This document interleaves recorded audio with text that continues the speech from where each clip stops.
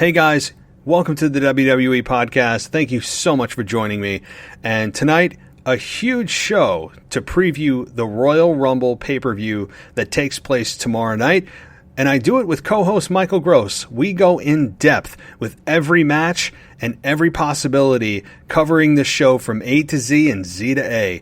It is a great show. You guys are going to love this one, especially if you love the longer podcast. This one's for you. So strap in and let's get everything going right after this. Welcome to the WWE Podcast, your number one source for the latest in WWE news and straightforward analysis. Are you ready to get this thing going? Give me a hell yeah! I said give me a hell yeah! Then let's get this show started right now. All right, everybody, welcome to the WWE Podcast. It is time to talk Royal Rumble. Tomorrow night, or as you're listening to this, probably tonight, the Royal Rumble will be in our laps and ready for WrestleMania season as we get to inevitably watch the winners of the Royal Rumble point to the WrestleMania sign, which we all can't wait for as fireworks go off. So I know we're all eagerly anticipating that very corporately required gesture by the Royal Rumble winners. But Michael Gross and I just really dissect everything, almost to just grinding it down to a fine powder, as they say, as we completely dismantle the Royal Rumble and break down all the possibilities, possible returns. Michael has a very extensive, exhaustive list, in a good way, of dark horses, of WWE's possible picks, of his top picks. I also give you guys the Vegas odds of what Vegas is looking at for who could win the Royal Rumble, both on the men's and women's side. So we really just completely dissect this thing, and I'm sure there's angles we're missing, but we did the best that we possibly could to look at the Royal Rumble in a very objective way. So I hope that you guys take the time and listen to this podcast in its entirety as I know it's long form audio, so maybe you can't listen to it in one shot, but hopefully you can before the Royal Rumble debuts and begins at 7 p.m. Eastern Standard Time on Sunday night. So once again, guys, thank you for joining us. We have a full coverage for the Royal Rumble this weekend, of course, beginning with this podcast you're hearing right now, but I'll be tweeting throughout the show tomorrow night at wrestling_audio, or you can check us on Instagram at wrestling or WWE_podcast there, and we'll be live tweeting. But tomorrow night, 24 hours from now, I'll be recording a show with none other than YouTube's The Botch Guy, as we cover the Royal Rumble in its entirety and go through all the good and the bad, inevitably, of the Royal Rumble event. So, by the way, if you haven't gone to the Botch Guy's YouTube channel and subscribed, you got to do it right now. He has some great content on there. He just previewed the Royal Rumble with another co-YouTuber, very successful one is that. So, you know, I think they did a great job of breaking down their preview and predictions for the Royal Rumble, but he'll be on this show tomorrow evening or early Monday morning, as you'll probably be able to listen to it, to cover the Royal Rumble. So that's super exciting. Glad to have him back here on the WWE Podcast. So, by the way, guys, if you'd like to reach out to the show, give your predictions, your reactions to the Royal Rumble, then super easy to do that. You can email us at realwwepodcast@gmail.com, or you can call the show and leave us a voicemail. And that number is 518-952-0247. And we'll get you on the show for the mailbag portion that happens on Wednesday. So if you'd like to, we can certainly get you on the show on Wednesday with your thoughts and opinions. Try to keep it PG, please. This is a PG show, so just keep that in mind. And you have 3 minutes, and then the mailbox will just cut you off. I'm not sitting there listening to it and go, muhaha, and hit the button. It does it automatically. So, one last thing. If you guys like to support the show, you don't like the ads, you're tired of the ads, or you just want an easier way to listen, head on over to Patreon at patreon.com/the WWE Podcast. And you can get yourself an ad-free version of this show and all the shows we do, ad-free 100% for $1 a month in the first tier.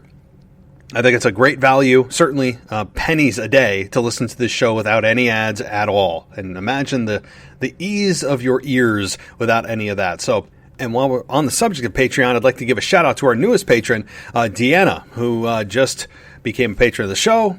Hope you enjoy it. I think for $1, getting everything ad-free is pretty darn good. So, Deanna, welcome to the Patreon family. And if you'd like to join her and the others, you can do so at patreon.com. Look for the WWE podcast, and you'll see us there, and you can join the party. So, one last thing.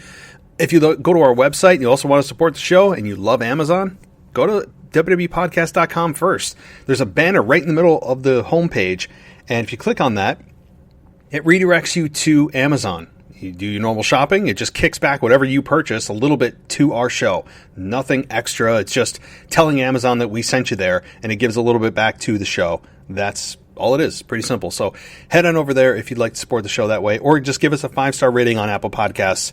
That also is very, very helpful. So, alrighty guys, let's just stop with all the chatter. We're going to take one last break to give some love to the sponsors of the show, and then we're going to get right to the content with Michael Gross and myself for over 2 hours. So enjoy the show, and I'll be talking to you guys tomorrow night.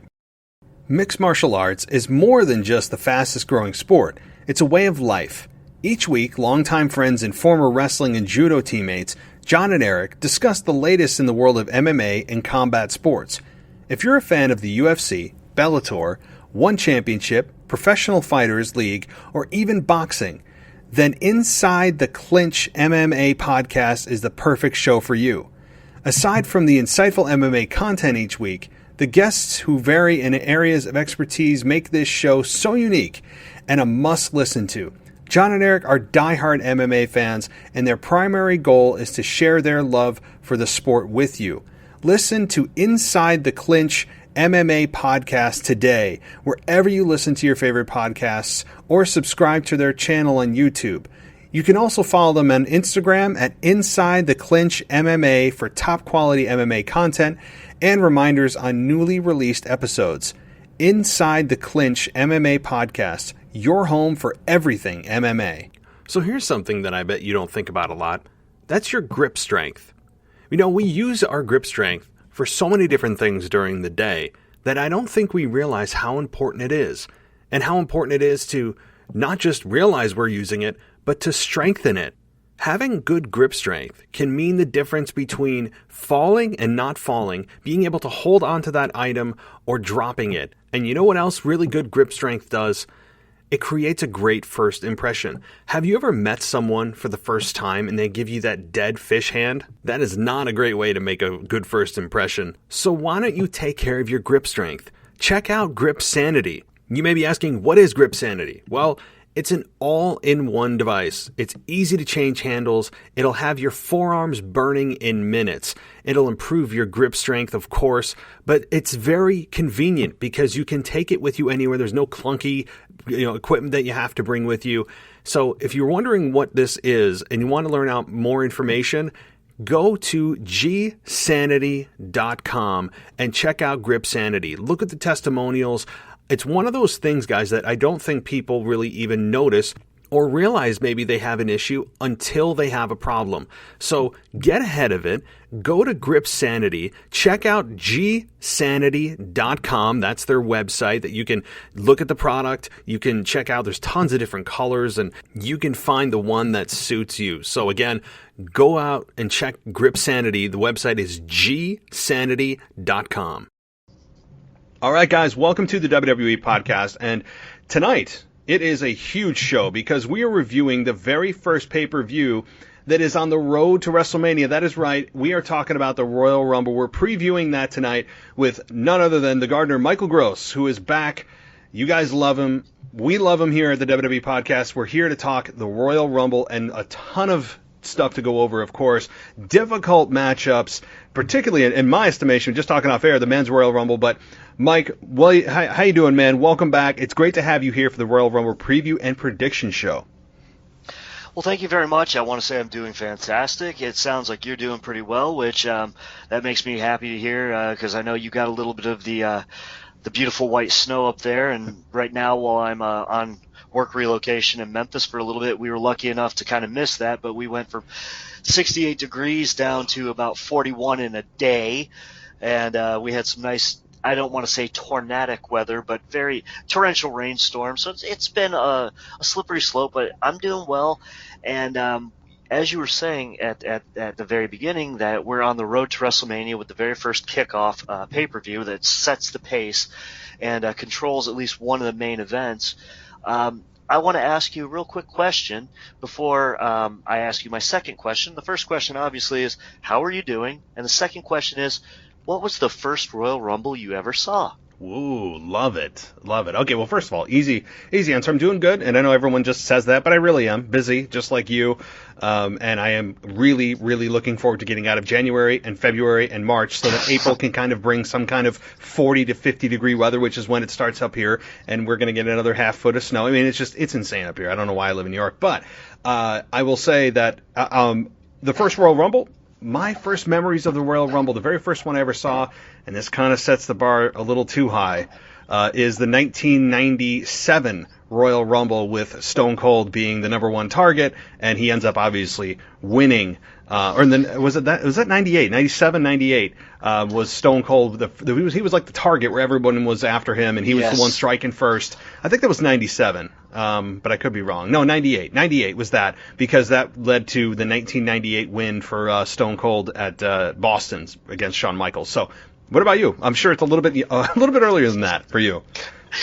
The very first on the USA Network. I watched it on a miniature little television. The screen couldn't have been more than about 12 inches. I think it was, I want to say 88, 89, whatever year was the first, where, Hacksaw Jim Duggan won. Thank God they didn't do the WrestleMania stipulation back then. But I remember watching. It was a special. It was supposed to be, the special event on TV.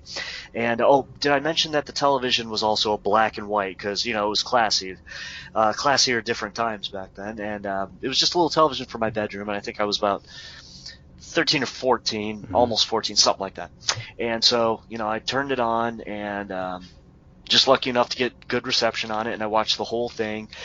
And I didn't know quite what to make of it, and back then it was just the pride of winning the Royal Rumble. I think that was initially the experiment that Pat Patterson had come up with, because they wanted to somewhat spike the ratings with USA. I've heard different stories over the years that it was partly a ratings ploy, just so everybody would see this magnificent match, because USA was about to renegotiate the contract with WWE back when it was known as Primetime, and so they had this special on USA. So that I've heard that. I heard it was just the idea was further down the road, obviously, to make it a pay-per-view. But even then, the first couple, the second one, John Studd won, they did not have that stipulation. I don't think it was because the third Rumble, I believe, was Ric Flair, and it was for the championship. So I think the fifth might have been when they started the winner, and I think it was supposed to be a one-time thing. You could correct me on this because you would know a little bit better, but I think it was the fifth Royal Rumble, which was the first one that had the stipulation of going to WrestleMania, which I think it was a one-time deal, and then it just kind of stuck after that. Kind of like when it was either Hardcore or Crash Holly said they were going to defend the belt 24/7, then everybody did it.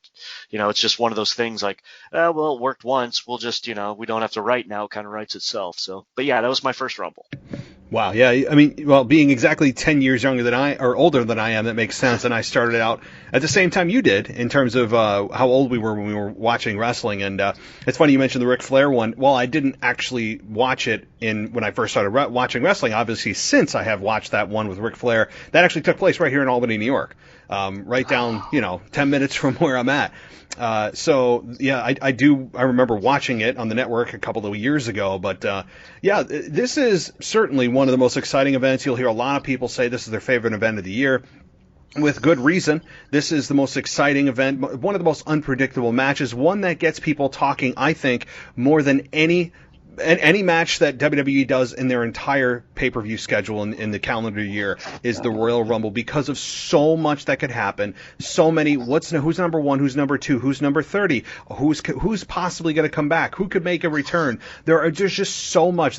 You talk about genius matches. Yes, Pat Patterson will be known forever of being the brains behind this operation, and it is one of the most exciting. You can't help but watch when that countdown starts of 10, 9. You hear the crowd. Of course, this year it'll be simulated, but I'm sure they'll be putting in crowd noise that would make sense. So I mean, I'm looking forward to this match. I am very, very, I will say again, just frustrated with how I'm going to make my picks. I'm still up in the air up until like literally the 11th hour here when we get to that part of our show.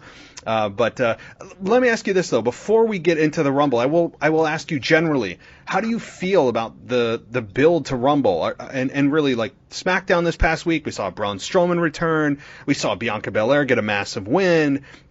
There's the Intercontinental title mess. I mean, there's a lot going on. The Fiend and Orton. I mean, I'm not asking to go through everything, but how are you feeling generally about the product right now as we get to the Royal Rumble tomorrow night? I think it's been a very convoluted situation, because I see, and I'm sure you see it also, and many of our listeners do, that they're forcing a lot of information on us. It's not, oh, we're going to tease that the Fiend is coming back. It's like, let's talk about the Fiend every couple of minutes. Let's show Alexa Bliss over the top. Let's show Randy Orton with his goofy mask on, and talk about him. But yet nobody's really advertised for much. Wonder what's going to happen. Braun Strowman comes back after we put together an impromptu 10-man just god-awful match that just did not need to happen, but that's neither here nor there. But the point is, like, let's show all these people. Let's not make them forget they are going to be in the Royal Rumble. I feel like it's information overload, sensory overload, that don't forget about this person, don't forget about that person. Last time we saw Randy Orton, he was burned really badly by the Fiend. We wonder how he's doing, wink, wink. So I just feel like even if we don't see these people, and especially when they're crossing over shows from Raw to SmackDown, okay, we get it. You're supposed to be somebody that we really look for in the Rumble. We get name dropping. We've got name dropping everywhere, and I noticed, they're trying to show the strength of Sheamus and talk about his past with Drew McIntyre. So, will it be Sheamus? But he can't get along with Keith Lee, and got to talk about that thing they did off, that mysterious thing that they did off camera that, causes them to have fights. So can't forget about Keith Lee. There's so much information. And I just feel like, obviously when you throw your spaghetti against the wall, one noodle's going to stick. It's like they threw the whole pot. It's like, don't forget about this, don't forget about that. So I just feel like it's a lot of overload as far as who we think might win or how they're dialing in. It's out of focus. How about you? Yeah. That's, and I think that's the idea. I don't think their plan was to make it look like one or two people could be the odds-on favorites. I think their idea was to kind of confuse fans in a way that makes them go, well, yeah, that's true. What about this person? So I think what your reaction to that was the intended reaction when they put this together was, look, Sheamus has a possibility of winning, and yeah, there's history between Sheamus and Drew McIntyre. What if, Sheamus and Drew McIntyre, they could main event WrestleMania if Drew McIntyre retains. We'll get to that. So I think that was the idea, to confuse people. And we may be looking at it as that was just too much, but I appreciate what they were doing in trying to make all of these distractions everywhere, rather than just, it's kind of a foregone conclusion, Daniel Bryan's going to win or whoever, and make cases for people where you have that thought like, oh, maybe, yeah, and they plant that seed. So I understand what they're doing. Agreed, the 10-person match that was like a singles match that turned into a 6-man tag that turned into a 10-man, that was just, it was a way to kill time. It was a way to kill like 35 minutes of airtime that they probably didn't know what else to do with. And I thought for sure, I said, oh my God, I would have bet my right hand that at the end of that match, we would have had people throwing each other over the top rope, and then the announcer's like, if this is Sunday, they would have been eliminated. I mean, because they always do that crap. Or the ladder match, the TLC, and they have people climbing the ladders and grabbing the fake championship at the top of the ladder before the pay-per-view as if that's supposed to be symbolic. They do all that kind of stuff. So I thought for sure that was going to happen, and it didn't. But I think your reaction to it is probably what they were intending. It's definitely out of focus. It's and I'm with you 100% on the, well, look at the size of Strowman. Who can eliminate him? Come Sunday on pay-per-view, I'm afraid that if that man's in the ring, nobody will move that mountain. Like, I was waiting for that. Like, I could just hear Bobby Heenan turning in his grave. I really could. I was just waiting for I wish Bobby Heenan was on commentary to throw something really bad in there to expose somebody if that came out. But unfortunately, it didn't come out. Well, fortunately, actually, because it's just so overdone. Hey, here's the beauty. At least we didn't get a contract signing on Friday. Okay. Well, they don't. But yeah. Well, they're dishing out so many just championship matches every single show. We don't need contract signings anymore. I mean, the amount of championship matches they've given away over the last month is criminal. Yes. But okay, we're kind of on the same page here as far as where things are at. The wonky mask from Orton. We all know the Fiend is coming back. It's just a matter of how and when. I think we probably will have an idea of that as we go on here. Yes. We have Alexa Bliss out there as a possible winner with some of the other top contenders. We have Charlotte. We have people that aren't even announced. What about NXT call-ups? And there's a lot to get to. So with all that said, though, I mean, I'm ready to, unless there's other ancillary things in terms of the product that you want to discuss. If not, we can jump into the Royal Rumble preview here. Absolutely. Well, what I was going to ask you is, do you feel that well, okay, let me rephrase. What do you think is going to be the kickoff show? Do you think it's just going to be a review of the build, or do you think we're going to get like a title situation, a U.S. Intercontinental bump kind of thing?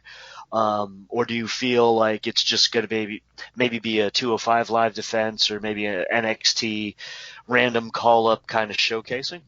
Well, I will say this. As I'm looking at the card right now, I don't see – we have the Women's SmackDown Championship. We have Tag Team Championship, the Women's Tag Belts. So I don't see any actual Tag Team Championships on the line. So could Dolph Ziggler and Robert Roode be in line for maybe the Street Profits, get an automatic rematch for whatever reason? Yeah. I mean, I could see that being the kickoff. Certainly, I think the Raw Tag Team Championship could also be defended. So that's my thought. Yeah, I think the Tag Team Championships will come out of nowhere. They'll announce it on Twitter, or they'll announce it on the show, and then that's the match we'll get. Yeah, I was kind of thinking that. Of course, they want to do a crowd hype, but there's no real live crowd. So I figure it's just at home. Hey guys, this is the last pay-per-view you're going to see for a while before we merge with Peacock and we anger so many people who are following and can't figure out how to, dual stream it. But that's a different conversation for a little bit later in the show. I was wondering about your thoughts on that. So yeah. Just shed some light on it. Okay, first of all, I don't know how it's going to work. I don't know. I downloaded the free version of the Peacock app, and I don't even really play with it. I just figure that is going to be your conduit into getting the WWE network. So kind of like when you have Amazon Prime, you could also subscribe to Stars for $9.99 a month, and I don't remember when I did it, but apparently I'm paying $9.99 a month extra. So I think it's going to be one of those things that might really incur the wrath of so many network subscribers. If you actually have to pay for Peacock and get a paid version, there's going to be a lot of problems. But I feel in the next couple weeks they're going to find a way around that, because the massive amount of people who will drop the network if they have to get a new pay service to piggyback it off of are going to be really upset. Not to mention, if our Royal Rumble winner or our main events go in a sour direction, they won't know because there's no crowd, because they're only booking to themselves at this point. But if it's a weak build, you better believe selling off that network. What, in March 17th, I think 18th, is March the first 18th. 18th. Yeah. Okay, so selling that off right before WrestleMania is the dumbest thing. Why don't you shoot yourself in both feet and then go for a swim? It's curious. I think their thinking is that's better timing, because in their minds it's WrestleMania. And what better time to promote the network on a different platform than now, right? The most eyeballs on the product. So that's their thinking. I understand your position, but I'm also thinking about from their business perspective of, wait a minute, we're 3 weeks away from WrestleMania. There's no better time than right now. I'm like, but is there a better time than now? There's a case to be made for both sides, certainly. Yes. Yeah, yes, I hear you. Absolutely. And that is a good question too, about, do people have to actually subscribe to Peacock itself with a paid subscription and then also pay for the extra WWE Network, or can they just get a premium version of Peacock and the network's already included and it's not like a two-step process? That's a good question. I know that what we're paying, is it up to $13.99 now, or I'm not quite sure. It's automatically deducted from my bank account, but I know the money's gone because it never Right. bounces. I've always so. I'm not going to add another streaming service. I just find that rather inane, and I also find the fact that, like I said, I've got the free version of Peacock, so it just might be okay. Through Peacock, you can watch WWE Right. Network. Are you a subscriber? Sign in. If that's it, it's not going to be a big deal, and it just works out so Peacock can show us reruns or whatever else. Okay, that's fine if it works that way. But if it's an extra expenditure, you've got all these fans who got that network specifically absolutely just for wrestling, so they don't want to watch all these other reruns, and they're going to be upset even if it's $5 extra a month. It's like, I'm paying $5 for so much content I'm not going to use. That's going to be a really big sour taste in a lot of mouths. Yeah, big time. I would think that's a terrible business model on both ends if that's their idea, because they know Peacock would be foolish to do, making wrestling fans pay twice, thinking that they'll pay twice, considering that they're paying $9.99 now. I think it's smart if there's not two paywalls and there's just one paywall of, say, whatever the stream, like $4.99 a month. Then you've essentially cut the expense of the people who are purchasing the network now for $9.99 in half, if those fans are willing to deal with the ads. Myself, I cannot stand ads. I will pay any premium service if I get a streaming service, which I'm trying to cut them down because it's adding up to how much a cable bill would be at this point. But if I get a streaming service like Hulu, I will pay the extra however much to not deal with ads. It's so worth it to me. So I will not be shedding any expense. To me, it'll just be a lateral move with no added expense if there's not two paywalls. I would think that's really foolish on both parts. But I think there will be a subset of fans that are willing to pay the $4.99 to cut their bill in half, save the $5 a month, and deal with the ads. I'm sure those people are out there.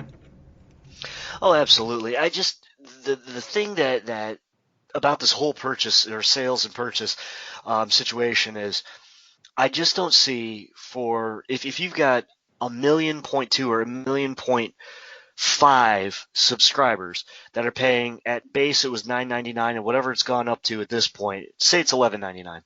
Okay, that's over $11 million in revenue that you're giving up per month. So that's not just a couple of pennies. So for you to give up that kind of money, which adds up to well over $100 million a year, this deal with Peacock had to be astronomical. It had to be somewhere in the Fox $1 billion range. But at what point do you say, okay, we've sold it? I would think that you want at least 5 years of what you would pull. So it's economically feasible. Is this one of these things where Vince McMahon says, I might not be around in 5 years, so I'm going to sell it for what I'd make in 5 years? I'm thinking that this is making the old man say it's time to retire. I think here's my thought on it, and this is, as far as the financials go, let me answer your question, because I did look at the specifics of how much this deal is worth, and it is about $1 billion. That's $200 million a year for 5 years. And so they got their $1 billion. So WWE could say, we got our money, and just kind of just walk away. But you got to also remember, is WWE maybe missing out on adding another tier to their network, of which fans are willing to pay for, maybe up to $14.99? Kind of do what Netflix does, and they slowly increase the bill every 6 to 12 months of $2, $1, $3, $1. And the next thing you know, you're paying, where you started at $7.99, now you're paying $15.99. and they've suddenly doubled the bill, but they've done it in a way that is slowly. It's like boiling the frog, that analogy that people use, where you put a frog in water and you don't put him in boiling water, he'll jump out. You slowly turn up the heat, and the next thing you know, before he can get out, the water's boiling and he's dead. So, I mean, it's a little bit of a morbid analogy, but it's kind of that same deal where you just kind of slowly turn up the heat on people, and they just, what's another $2 a month? What's another $1 a month? What's another $3? So I think WWE may be missing out on that extra revenue if they started to tier their network for fans that would maybe willing to pay more for the network over the 5 years that they got this $1 billion for. And maybe, they would have made more than $200 million a year that this contract is for. It's all, they got their money. I mean, $1 billion is $1 billion, and now they can just bring that content, and Peacock's the servicer. They own it now. So, I honestly don't think it's the worst thing in the world. If you have fans that deal with $4.99 a month, they're looking at it as a savings. WWE has their money. They don't really care how many people download the Peacock at this point, because they just got their money from the next 5 years. And Peacock is like, hey, yeah, we paid WWE $1 billion, but they must have done a hell of a lot of research into this into the network to say we could do better than that, because otherwise they would get in a net loss in this deal. They're thinking they can make more than what they paid to WWE. So they must have some kind of strategy to promote the absolute crazy hell out of this to get more than $200 million per year back over the next 5 years. So there's, otherwise it's foolish on their part. So. No, absolutely. Now that you spitball those numbers for me, and I'll just wrap it up real quick because I know we have the Rumble to cover, and we could do economics all day between the two of us. But if you're making a little over $100 million a year just on subscribers alone, they've got 10 years worth of money at least. So and they don't have to guarantee new content, brand new. They produce it.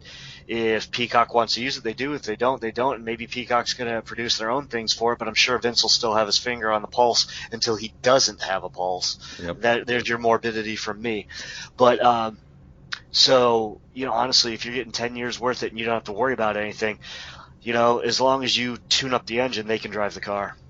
No, that's just it. And I'm with you. And I think ultimately, I think this will be good for everyone involved in the long run. Yes, it's a change, and this is my final point, and I promise we're getting to the Rumble too. But I think this will be – I'm more positive on it than you are, just because I see it from a business perspective.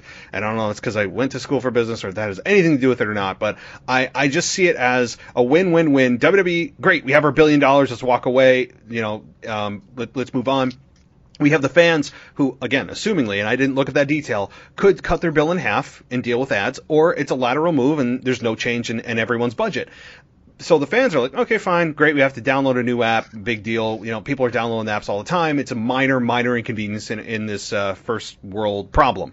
Then you have Peacock, who is really taking the biggest risk out of all three players here, because they paid $1 billion, and now they're like, okay, guys, we got to get that money back and more over the next 5 years. And they have a subscriber base of 22 million people. Now, are those 22 million people all free? Obviously not. There's a subset that I'm sure are free that don't pay for the premium service, but they have a much bigger base than WWE did, potential base than WWE did with those 1.3, 1.4. That's where it would kind of hover, and they would spike around Mania and drop to about 1 million, 1.1, and just very cyclical. And there hasn't been any growth in the network over the last 4 years, 5 years. And since the network debuted in 2014, it really has kind of leveled. So I think the biggest risk is on Peacock's part, but they have a massive subscriber base that they could potentially use to tap into this, into the WWE network and get people that aren't wrestling fans to go in there. I mean, there really is the biggest risk on that part. But okay, let's get into the Royal Rumble match, Royal Rumble pay-per-view, I should say. And we covered the fantasy kickoff show that we don't know is going to exist or not, as far as if there's a match, which I'm thinking is going to be just a tag team match. But let's get into the actual card. And there are 6 matches as of right now. Again, if matches get added, as they always do randomly, we apologize, but there's 6 matches as we see right now. So I'm going to start it from the bottom and obviously work our way all the way to the Men's Royal Rumble match. And I'm going to start with Sasha Banks versus Carmella for the WWE SmackDown Women's Championship. Mr. Gardner, go ahead and take it away on this one. I'm gonna let you do it first. Okay. Carmella is the one female I've seen actually get some kind of build that hasn't completely blown up in her face. Because usually, when you're going against one of the four horsewomen, unless you're another member of the four horsewomen, you kind of get pushed to the back. Your Dana Brooks, your Natalia's. I mean, now don't get me wrong, Natalia had her time earlier, in the decades, so and so forth. But or unless you're some really hot prospect coming up from NXT, it's very hard for a woman, even though their work rate has gone up, to actually believe that they're going to go over or have any kind of credible character going against one of the alleged four horsewomen. Now, to me, I think Sasha Banks is not only stunningly beautiful, and I am single, Sasha. Just things don't work out with the husband. Okay, Carmella has some depth to the character, the sommelier, the whole thing.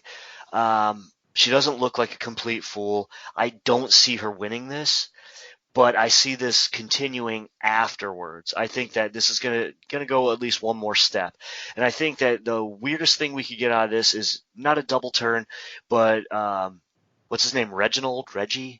Reginald, yeah. Yeah, Reginald. I see Reginald maybe leaving Carmella due to some kind of, I don't want to say like spousal abuse, but kind of he starts to get taken advantage of and kind of kicked around, kind of like the whole, James Ellsworth. And please, I just thought about that. It's Royal Rumble. Don't let him show up in the women's. We'll get there later. Oh, no. But don't say it. I cursed you. I'm sorry. I'm going to put that in my notes. Okay, but so I think this match is going to be a lot better than people anticipate, because Carmella, when she first came in, and she's a stunningly beautiful girl, but they basically saw a Vince Russo, and every time she wrestles and as the years go by, she progresses and she gets better. Now, she's definitely not one of the four horsemen women. She's definitely not Shayna Baszler, Bianca Belair, Rhea Ripley.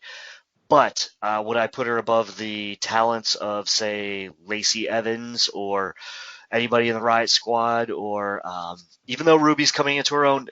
Yes, I would. I think that with each passing year, if she's put in a top-tier storyline, Carmella goes out of her way to increase her ability in the ring. She may not necessarily create new maneuvers to use, but she definitely gets better at performing the ones that she has in her arsenal. And she doesn't do it as a moveset. When you watch Carmella wrestle, it's not always going to be, oh, she does this, oh, she does that, oh, she does this. The best I can put it is you always knew the DDT was coming after Jake Roberts' short arm clothesline, which I always love that combo, but the point is you always knew it came next. And in a Rey Mysterio match, you're going to get like almost the same 5 or 6 spots in a row every match. That's what makes it hard for me to watch him for the last 15 years, because you're getting the same match. Carmella has her moves, but it's not always set. So I think this match is going to be a lot better than we think. I'm actually going to predict on a 1 to 10 that this is going to be somewhere about a 6.5. But I see Sasha retaining. I do see it maybe spreading out to the next pay-per-view, maybe even a push towards WrestleMania. But I think Reginald is going to be key in this storyline. But then again, a certain no-chin man might just pop up out of the sewer and get back at us. So how about you, boss? Oh gosh. Yeah. Well, first of all, I hope that doesn't happen. Second of all, Sasha Banks and Carmella, it's been a program that has been really uneven for me. And when I say uneven, it's not due to the inabilities of either woman. I think both women are absolutely capable. I think that Carmella, upon her debut, has done good to very good, and then has kind of, and I think I might have mentioned this last week, the week before, she feels like she's just flatlined, and I don't mean that as her character's dead. I mean it as if she's just kind of plateaued. Maybe that's a better word. She's just kind of plateaued, and she's got Reginald, but why are we focusing on Reginald when it should be about Carmella? I need more from Carmella, and I like her in-ring ability. She has certainly improved. I'm glad she's no longer R-Truth's comedy sidekick. I think that she is completely undervalued and was undervalued in her run as the SmackDown Women's Champion a number of years ago. I loved it, and I think that doesn't get enough attention or is brought up enough. but I really want to see her add something to her character. Maybe it's more mic time. Maybe I need something beyond the superficial, arrogant blonde. There needs to be a little more. I know it's there.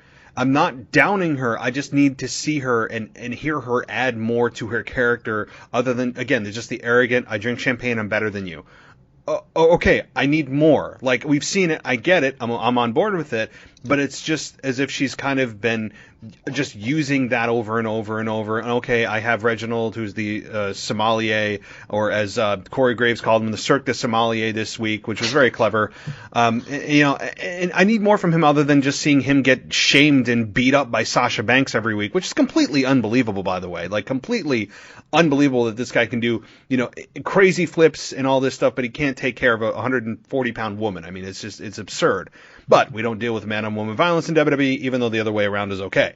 Which, again, their match that happened last week, where she made him tap out, is completely just, it's frustrating to me when I see that. Not in a way that just makes me go, I hate wrestling. It's just like, this guy can do all these acrobatic things. He can flip, fly, and do all these somersaults, and he can't deal with a 140-pound woman.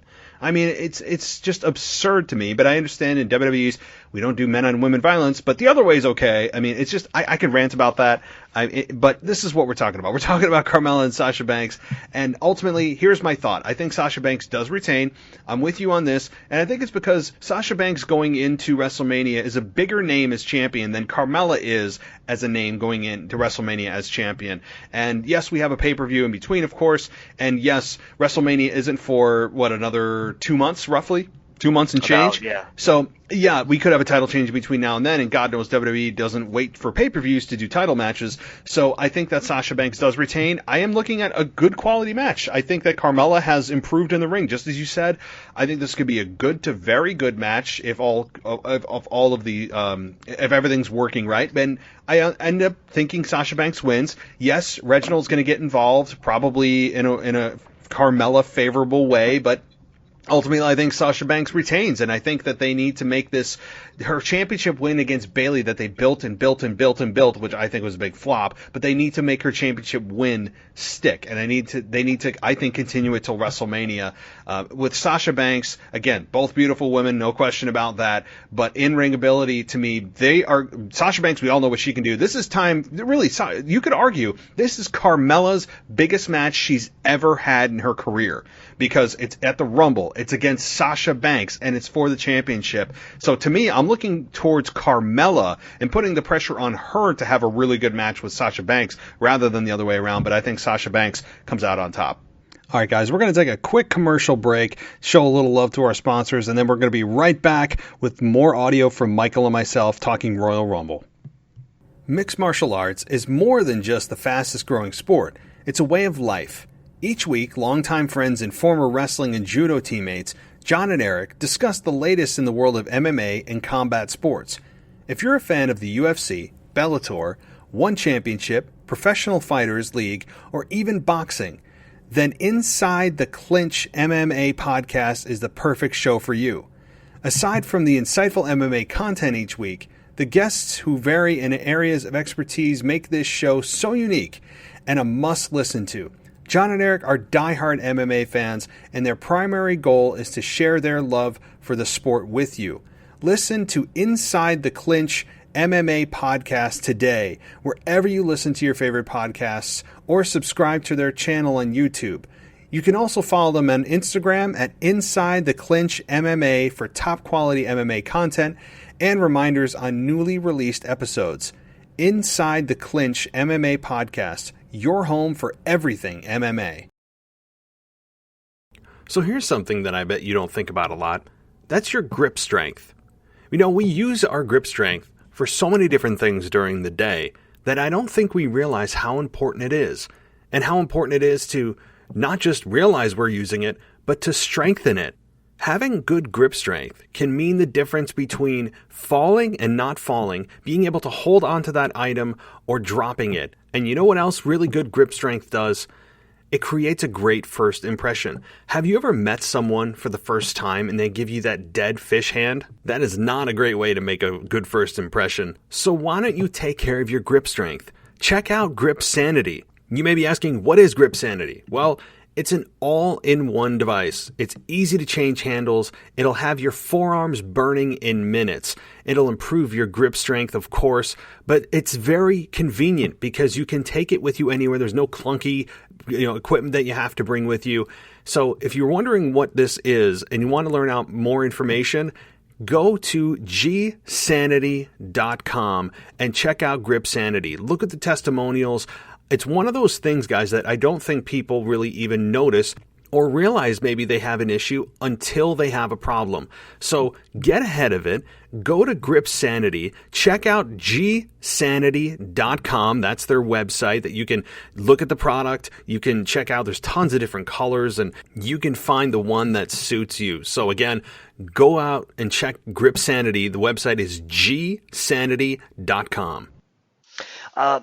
The only thing I can say in my conclusion to, I'm actually really looking forward to this because as you put it, this is probably Carmella's most marquee marketable match.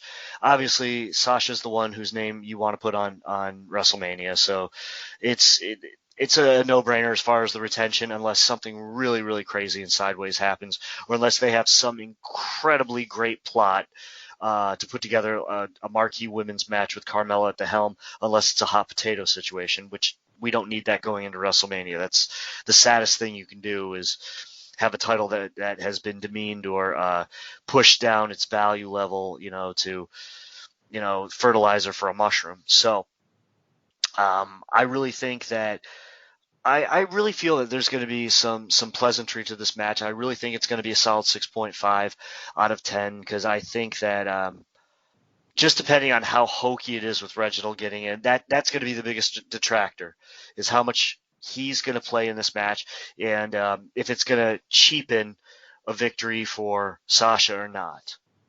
So yeah, that's the big thing to me right there. So. It is, and I think they want to have Sasha save face, even though she's been kind of heelish, really. I mean, to me, Sasha Banks is a heel in a babyface clothing. I think in a cloak, I should say. I'm not a huge proponent of the babyface Sasha Banks. I think she is much better as a heel, just like Charlotte, and we'll get to her in right now. So let's get to the tag team match here for the Women's Tag Team Championship. Asuka and Charlotte Flair versus Nia Jax and Shayna Baszler. Once again, I'll toss this one to you. I'm fairly confident on this one, but maybe you have a different thought. Go ahead. This one has been one of the hardest matches for me to call, to be actually completely honest with you, because Charlotte Flair she's their dominant female. She's their Roman Reigns. The biggest difference is she's always naturally had that connection with the audience. She can do no wrong, and she could lose a million matches and it wouldn't matter, because when they say that some people just have that golden parachute and you can erase a loss, she can go out and have one win over somebody major after 10 losses in a row and you would forget almost instantly about her losses. That's how dipped in gold she is. Asuka, on the other hand, should have had that next level. Even her reigns as women's champ, it's just never hit on all cylinders ever since she had that first major loss to, of all people, Charlotte. So you've got you could have a turn in this one, like they couldn't get along, but they've been way too buddy-buddy and it's worked out way too well. I see, because you're going to have a build for WrestleMania, obviously, that I pushed this around. I kind of went 50-50, wishy-washy. I see Jackson Baszler doing this based on a couple things. One, if there's anybody I believe could eviscerate any female and just tear through them and leave nothing but a set of lungs laying in the mat, it's going to be Shayna Baszler. Because it's not only the fact that she has the legit cred, but it's the fact that she has a different look. She looks like, I wouldn't fight her. I don't know about you. I wouldn't fight her. And she's one of those few, like Carmella, who can be put on that level with the Four Horsewomen. She's completely a great submission wrestler. She doesn't just rely on all UFC fighting style stuff like Ronda Rousey. It doesn't look like a forced match like Ronda Rousey. And I'm not trying to pick on Ronda, but let's be honest. Her 1 year at the top was very forgettable, in my opinion. Whereas Jax, Baszler, first of all, I'll get back to the two of them together, but Baszler, going through NXT all the way up, developing, in case you didn't know who she was in UFC. It's been beautiful. She looks vicious. She acts vicious. She plays the role. She lives her gimmick. And Nia Jax, of course, is one of the Samoans. You know he loves the Samoan family. And you've got two women who don't look your typical role. They're not beauty queens. And I'm not saying they're ugly by any stretch, because Lord knows they might whip me. But seriously, they're not ugly women. And that's a real statement. They're not. But they're not silicone. They're not bleach blonde. They're not trying angles with romance. I look at those two as like almost like a female version of the Steiners. Like, you're going to get hurt wrestling these women. So if we have to believe that Charlotte and Asuka are going to drop the belts, especially if you're going to have them potentially go in two different directions in the Rumble, I kind of see those two maybe facing off. Which I also think that champions shouldn't be involved in Rumbles, but that's a different discussion for a little bit later on. I really think that Jax and Baszler are going to get this. I think it's going to be a faux pas between Flair and Asuka, one of those things where it's a bad blind tag. If it's not a bad blind tag, I'm seeing one teammate accidentally hits the other, which causes minor dissension, but they'll put aside their grievances just to meet later on in the evening and try to take it out on each other. But I'm seeing the gold switch place, and I hope, honestly, if it does switch place, that we go on a monster tear with Jax and Baszler, and they become, like I said, the female Steiners, but a darker version. This one, yeah, we'll see. Now I have my pick, and you're making me rethink it. Okay, so I'll just say right off the bat, I have Asuka and Charlotte retaining. Now, it's for the reason that you mentioned about, well, let me say this. I agree with your logic about Nia Jax and Shayna Baszler being the female version of the Steiners, going on a tear, being dominant, and they kind of did that for their first run, kind of. They were messing around with Lana, whatever that, for whatever that's worth. If it'll be a miracle or at least a blessing that Nia Jax doesn't injure anyone in this match. I mean, lately she's been not on a good run, and she always is very defensive on Twitter, talking about how we're all trolls and all this. She is not safe in the ring. It's clear at this point. It's not even like an opinion. I mean, look at her record of accidental injuries. I'm not saying she's doing it on purpose. She just has been on the bad end of injuring or on the interactions between stars of accidentally injuring them. It's just a fact. So she can go on Twitter and talk about how we're all trolls and how we don't know what we're talking about. But the fact of the matter is that she is not a safe worker at times. It's just a fact. But nonetheless, I think Asuka and Charlotte retain, and the reason is because I think while what you're saying is correct about the dissension and the accidental tag, or somebody gets selfish and tries to get the pin while the other one stands on the apron or whatever, we've seen it all those kinds of miscommunications between teams. We're going to eventually disintegrate. We know what would happen with Bayley and Sasha over the summer. We all knew it was coming. I agree with you, but I think they're going to wait one more pay-per-view. I think they're going to wait one more time to have this build from, say, Fastlane, which I think is the next pay-per-view, to WrestleMania. That's when I think the breakdown is going to happen. I don't think it's going to happen at the Rumble. From Rumble to Mania, again, you're looking at a 9-week build. It's going to take, that's a lot of time for them to do that. And I think that they're going to wait one more time to do it. I think the way you're saying is correct. I just, the timing of it, I think, is one more month away. So I think Asuka and Charlotte retain.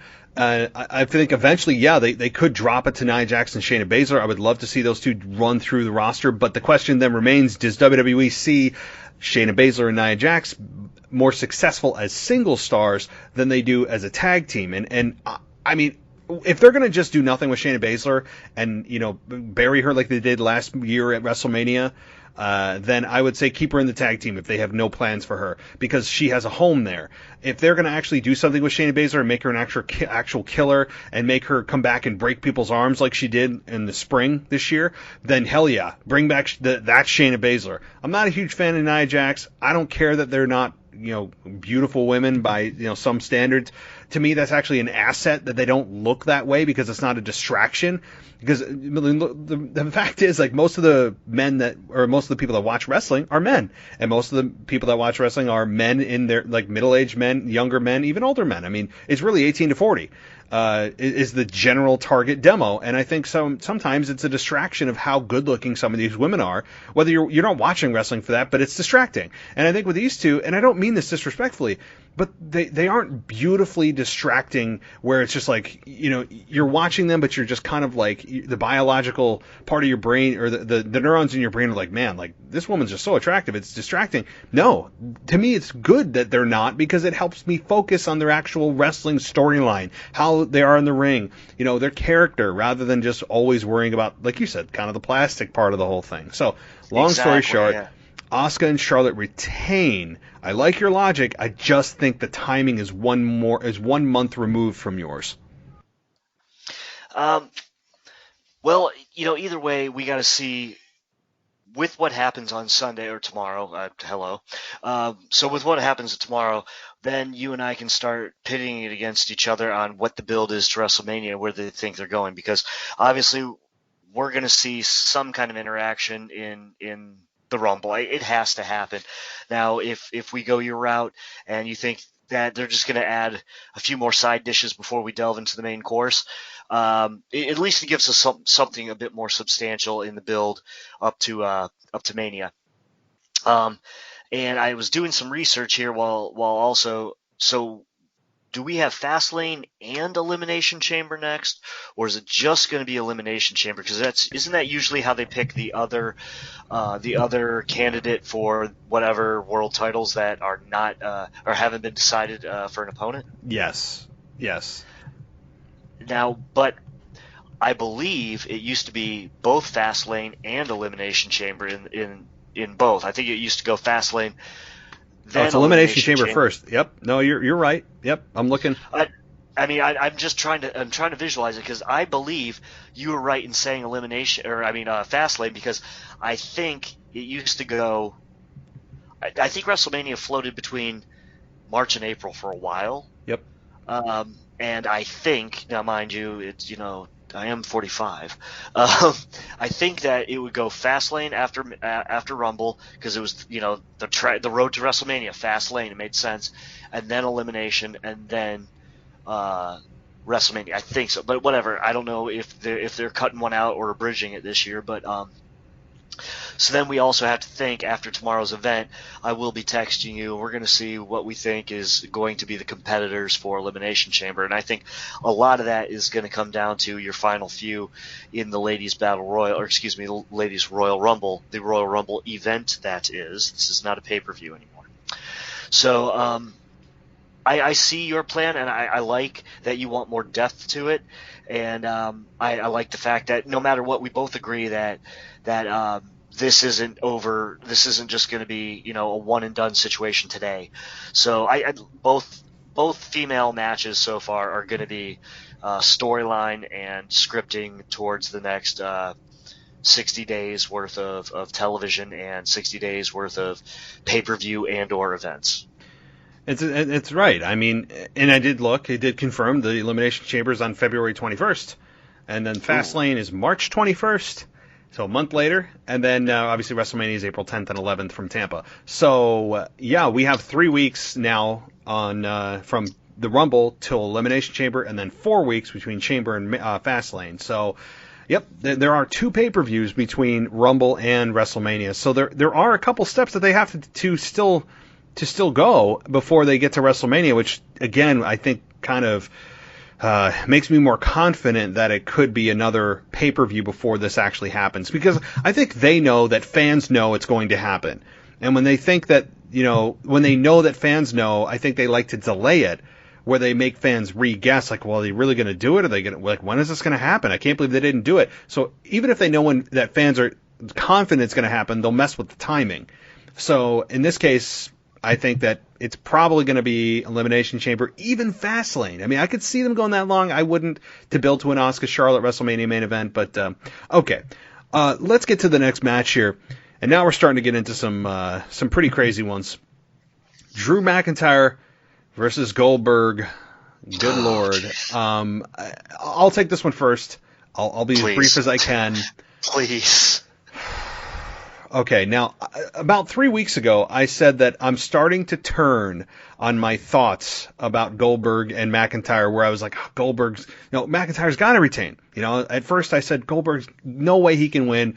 McIntyre has been doing so good as champion outside of the 3 weeks that we all pretend he didn't lose to Orton at Hell in a Cell. He has been the champion since WrestleMania outside those 3 weeks. He has been very good as champion. He has been a truly what Vince wanted Roman to be, Drew McIntyre has been. And he's a man's man. He is confident. I can't see through his work. I can't see through his character. He's a total package. He is just excellent as champion and totally believable. And I said, no way they're going to cut that short before WrestleMania. How cool would that be to say WrestleMania to WrestleMania he was champion again outside of the 3 weeks? So I said, no way. And then Goldberg shows up and look at, obviously we're here now. And I'm thinking about 3 weeks ago, I said, oh my God, they kept drilling home and they did it this past week again. This is, the one championship Goldberg has not had. This is the one championship that has eluded Goldberg. This is the one championship that has eluded Goldberg. And they kept drilling that in my head. And when they do that, when they drill that in my head, it sets the foundation and lays the foundation for when that moment happens. You're like, oh my God, that's right. He's never won it. And so I'm of the belief, here's my pick. I think Goldberg's going to capture the WWE Championship. I don't want it to happen. I think most WWE fans do not want it to happen. I think it is a bad move by WWE. If Drew retains, I'll be ecstatic and I'll be the first one to commend WWE. But I am fairly confident Goldberg is going to win this based on the foundation that's been laid. And I think that Vince thinks, I should be very specific, I think Vince thinks Goldberg is a bigger name, a bigger draw for it's WrestleMania. It's going to be Goldberg with the WWE Championship. So this is a product of Vince here. I'm scared because I think Goldberg is going to capture the championship. I think it's a shame that fans are not in the arena to boo the holy hell out of Goldberg and this storyline. That's really the biggest crime of this whole thing, is that Vince doesn't get to hear the fans live. He gets to play God with the reactions as they have been over the last several months. They get to play God and just play however they want and have the reactions exactly the way they want. And they're going to have a hell of a wake-up call whenever they get back in front of real fans, which apparently is WrestleMania, but we'll learn more about that as the weeks go on. Goldberg right now, I think, is going to capture the belt. I think fans are going to lose their minds on Twitter. But it's a matter of, how does Goldberg win now? Is it by a squash? Is it by several kickouts of finishers? I would assume it's several kickouts of finishes, because that's all this match is going to be. It's going to be finish, kick out, finish, kick out, maybe a punch or a clothesline thrown in, maybe from some variety.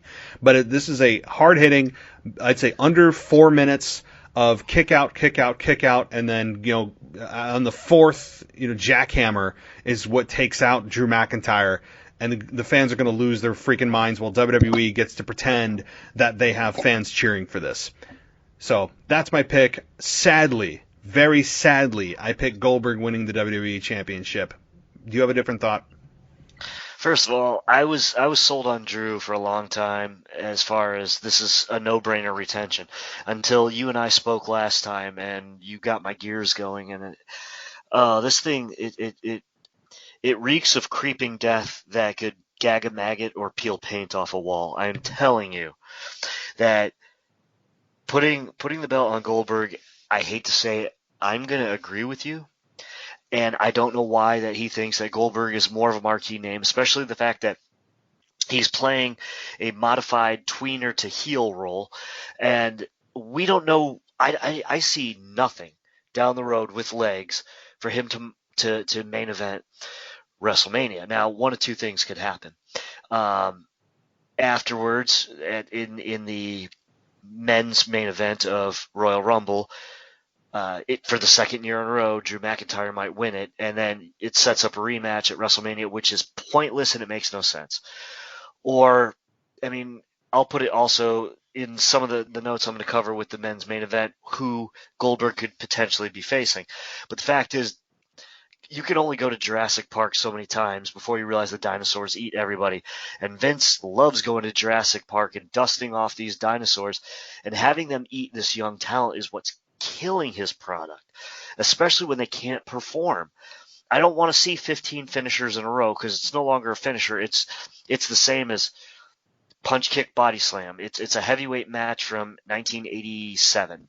I don't want to see that. Okay, and it will kill Drew's momentum. The only way I can really see any good of this is if somehow they finagle it so Drew can win the Elimination Chamber and challenge Roman Reigns. But we'll get to that in a couple minutes because I think they want a rematch of that situation.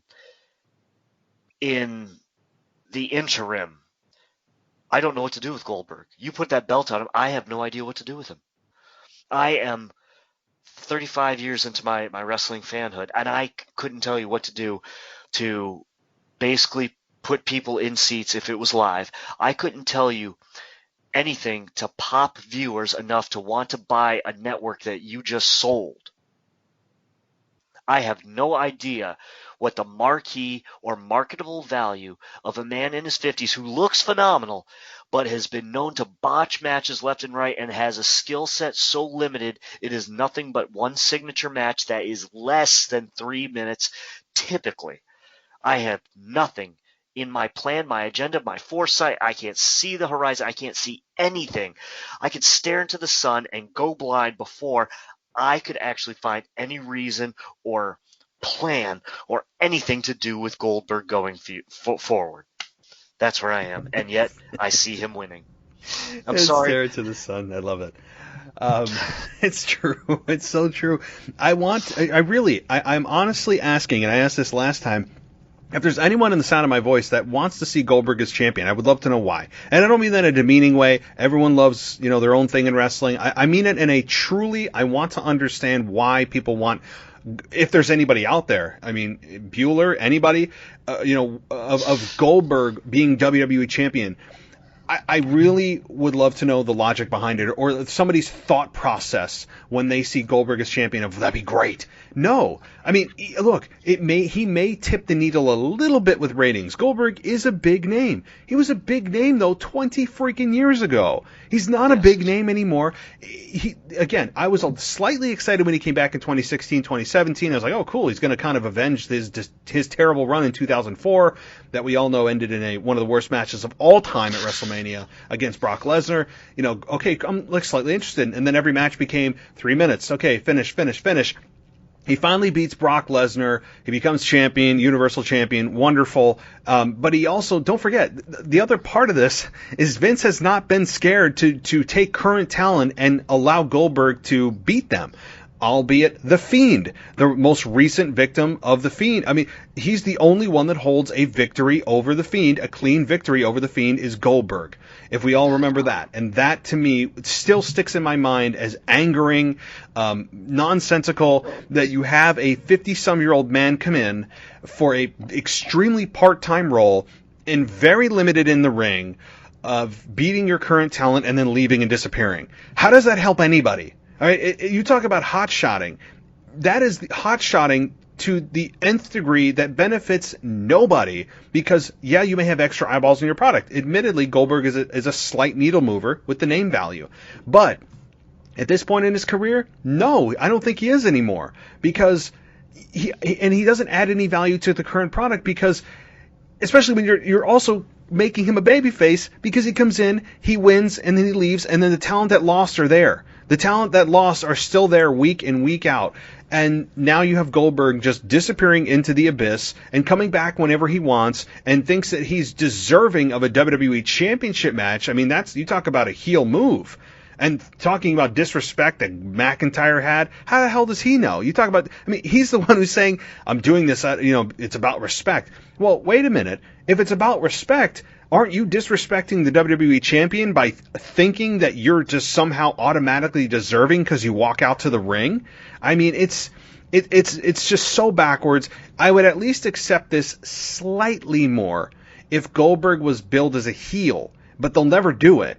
I can't wait to hear all the just completely pumped in cheers for Goldberg when he's holding that championship over his head. It's going to make me sick. Twitter's going to lose its mind. I can't wait to see it.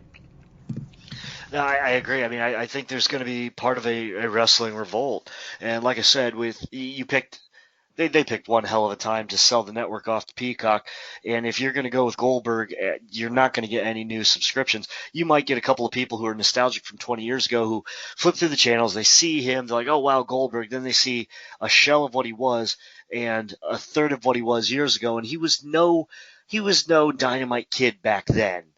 He was no Dean Malenko. But with that being said, the guy concusses himself. He goes into a match with The Undertaker and almost ruins the mystique of wrestling's greatest big man ever. And it's for what? Yeah. There is, you could talk about there being a catch or there's some big payoff. I see no payoff to this.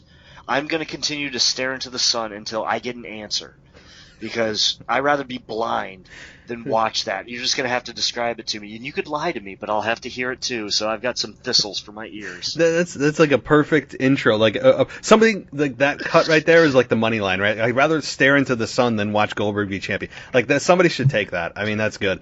It's true. I mean, at least in my perspective, look, if you guys are, somebody out there in the sound of my voice is like, what are you talking about? Goldberg's awesome. I want to talk to you. Seriously. I'm being serious. Like, I want to talk to you because I want to know what's going inside your mind. Maybe I'm missing something. But Goldberg, like you said, has never been a great performer, ever. He's just had charisma. He's been the right guy at the right place at the right time. He's had the look. That's it. I mean, yes. You talk about his moveset. I could go in there and do that tomorrow night. I mean, literally. I mean, again, I have the strength to do it in terms of the jackhammer. It certainly requires strength and, making sure you don't drop the guy in his actual neck, of course. But the spear, I mean, these are extremely basic moves. He's never been a technical guy ever, and I don't expect him to suddenly be one tomorrow night. He's going to be exactly what he should be, because I know WWE doesn't want to risk them trying to, or having them risk Goldberg trying something new to just try something new, and then all of a sudden he's injuring and killing someone in the ring. I mean, so he's going to be exactly what you expect. I don't expect any surprises, especially given what happened with The Undertaker, which was an unmitigated disaster. So you and I both agree, begrudgingly, sadly, that Goldberg is going to probably become WWE champion. I wouldn't put it at 100%. I'd put it at probably 80% that Goldberg becomes WWE champion, especially given they've laid the foundation of this is the title that's eluded him. This is the title that's eluded him. So we're all supposed to be like, oh, cool, I hope he gets it. No, I mean, so Goldberg is probably going to become WWE champion. Any closing sad thoughts on this match before we move on? All right, guys, we're going to take a quick commercial break, show a little love to our sponsors, and then we're going to be right back with more audio from Michael and myself talking Royal Rumble. So here's something that I bet you don't think about a lot. That's your grip strength. We use our grip strength for so many different things during the day that I don't think we realize how important it is, and how important it is to not just realize we're using it, but to strengthen it. Having good grip strength can mean the difference between falling and not falling, being able to hold onto that item or dropping it. And you know what else really good grip strength does?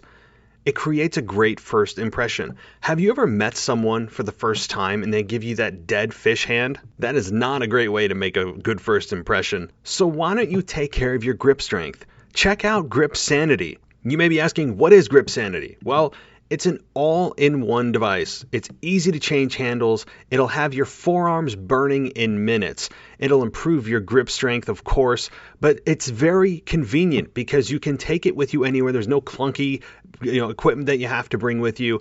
So if you're wondering what this is and you want to learn out more information, go to gsanity.com and check out Grip Sanity. Look at the testimonials.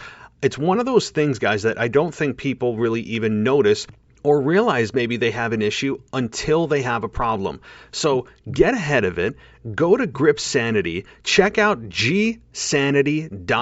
That's their website that you can look at the product. You can check out. There's tons of different colors, and you can find the one that suits you. So again, go out and check Grip Sanity. The website is gsanity.com. Well, we're going to go do the next match, but let's not forget our wild card situation with, the reason for the ratings, The Miz, because he still has that Money in the Bank. And my next thing I want to point out is I do believe that he has declared himself for the Royal Rumble. So how is it that you automatically have a contract for any time you want, but yet you're entered into a match to win a WrestleMania. It doesn't make sense. That's like a double negative. But so there is the wild card, and we could explore that real quick. Yeah. So if he comes out to face the winner, or which we both agree is Goldberg, he and Morrison come out and do their Doofy Twins kind of Scooby Dumb and Scooby Dumber whole thing. I see him obviously getting slaughtered in just like a couple seconds. And I don't know where they're still going with. My fear is that they want to do something bigger with him, but we can discuss that more once we get to the actual Royal Rumble match. The way he's been all over TV, and you and I, we see things very similarly. He's beyond X-Pac heat. He is my bathroom break, my snack break, my is he off yet? Because I'm not even, in staring at the suns for Goldberg, I think I'd just rather pour salt in my eyes than look at The Miz. But that's personal. There's some people who like him, and if Matt wants to talk to you, if you like Goldberg, you can have a conversation with me on Twitter, or if Matt will have you on the show, come on, call me. We'll talk about The Miz, and I'll tell you how you were wrong if you like him. But no, really, seriously, that's the wild card, and I'm afraid where that wild card could go, because you don't have the guy lose first lose the match to win it, to win the case to begin with, then win it on a hokey, silly, fake court show, and then lose it on a cash in and then give it back to him. That tells me they've got some kind of big plan, and I'm afraid to wonder what that is. So we've got that wild card on both the Roman match and this match. Now, there's no way they're putting The Miz over Goldberg, and if they do, after the Goldberg went over Drew McIntyre might as well quit, go to AEW, go to Japan, or, at that point, I'd probably just, I don't know, maybe just retire and go fishing for the rest of my life, because your career's over if it's going to look that bad. But we can move on to Roman if you want, unless you want to touch on the wild card. I'm glad you brought that up. I really am, because I try to just push The Miz out of my brain as much as possible. Miz and Morrison, just like I don't want them to exist. So I'm glad you brought that up. I'm surprised I missed it. But I will say this: there is only one person on the face of this earth that I would rather not see as champion than Goldberg, and that is The Miz. So if Goldberg is champion, and I had two options in my hands of you have to pick one as champion, I would pick Goldberg, and that's sad. That is just sad. But I would. And if he does cash in, which I don't know if he will, because when you look at this, how often do you have heels announce ahead of time that they're going to cash in the Money in the Bank? It almost never happens ever. If you're a babyface, you do it. John Cena did it and lost. There's examples of it, because you want to be an upstanding guy. You don't want to take advantage of somebody when they're down. You want to be, when they're at their best and give you a heads up, which I totally disagree with. But if you're which is why, to me, a heel character is built for a Money in the Bank briefcase, because you want to be opportunistic and hit somebody when they're down and take the belt. So with that said, do I think Miz is going to cash in? I don't. What I think is going to happen is he'll come down after maybe Goldberg or whoever is champion, and he'll pretend that he's going to cash in. There'll be that awkwardly long, unnecessarily long pause between when he tells the referee he was going to cash in, and between when the referee has to tell the ring announcer, and then the ring announcer has to tell the timekeeper, and all of a sudden it just takes 20 minutes for somebody to ring a bell. There's always, this has been going on for how many years now? You think there'd just kind of, the second you hand the championship, or I'm sorry, the briefcase to the referee, the bell should ring. Why is there so much pause? But it's all because, the failed cash-in. It should be instantaneous. But nonetheless, what's going to happen is The Miz will either will cash in and get immediately speared and pinned, or he will try to take advantage, and he's going to get speared and not cash in. So either way, I think he's taking a Claymore or he's taking a spear. He's not going to become champion, and it'll either be a failed cash-in, or he won't cash in because the bell never rang, and he'll still be carrying around that Money in the Bank briefcase that we get to hear about on Miz TV or Dirt Sheet the following Monday night. Yeah, so, please no. Yeah, please no.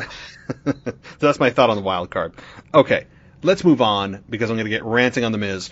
Roman Reigns versus Kevin Owens. This is like a breath of fresh air to me. In a last man standing match for the Universal Championship. I will once again, unless you want me to take this one first, I'll let you choose. You want me to take this one, or are you comfortable in going first? I'm always comfortable.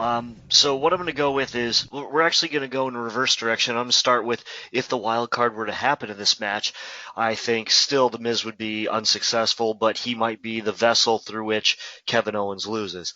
I don't see Owens winning this. Once again, I did not want to see this as a 3-part challenge. This is not a situation where Owens looks strong in defeat. This is more a situation where Owens is going to look damaged. His character is going to be damaged. The integrity of it is going to be damaged. I do like a last man standing match. It reminds me of the old World Class days when those things, it might be on ESPN at 4 o'clock, but that one match might last a half hour, but they told so much more of a story, and they had so much more meaning to when they would brawl out into the crowds, and going through a table meant a lot more when you didn't break one every week.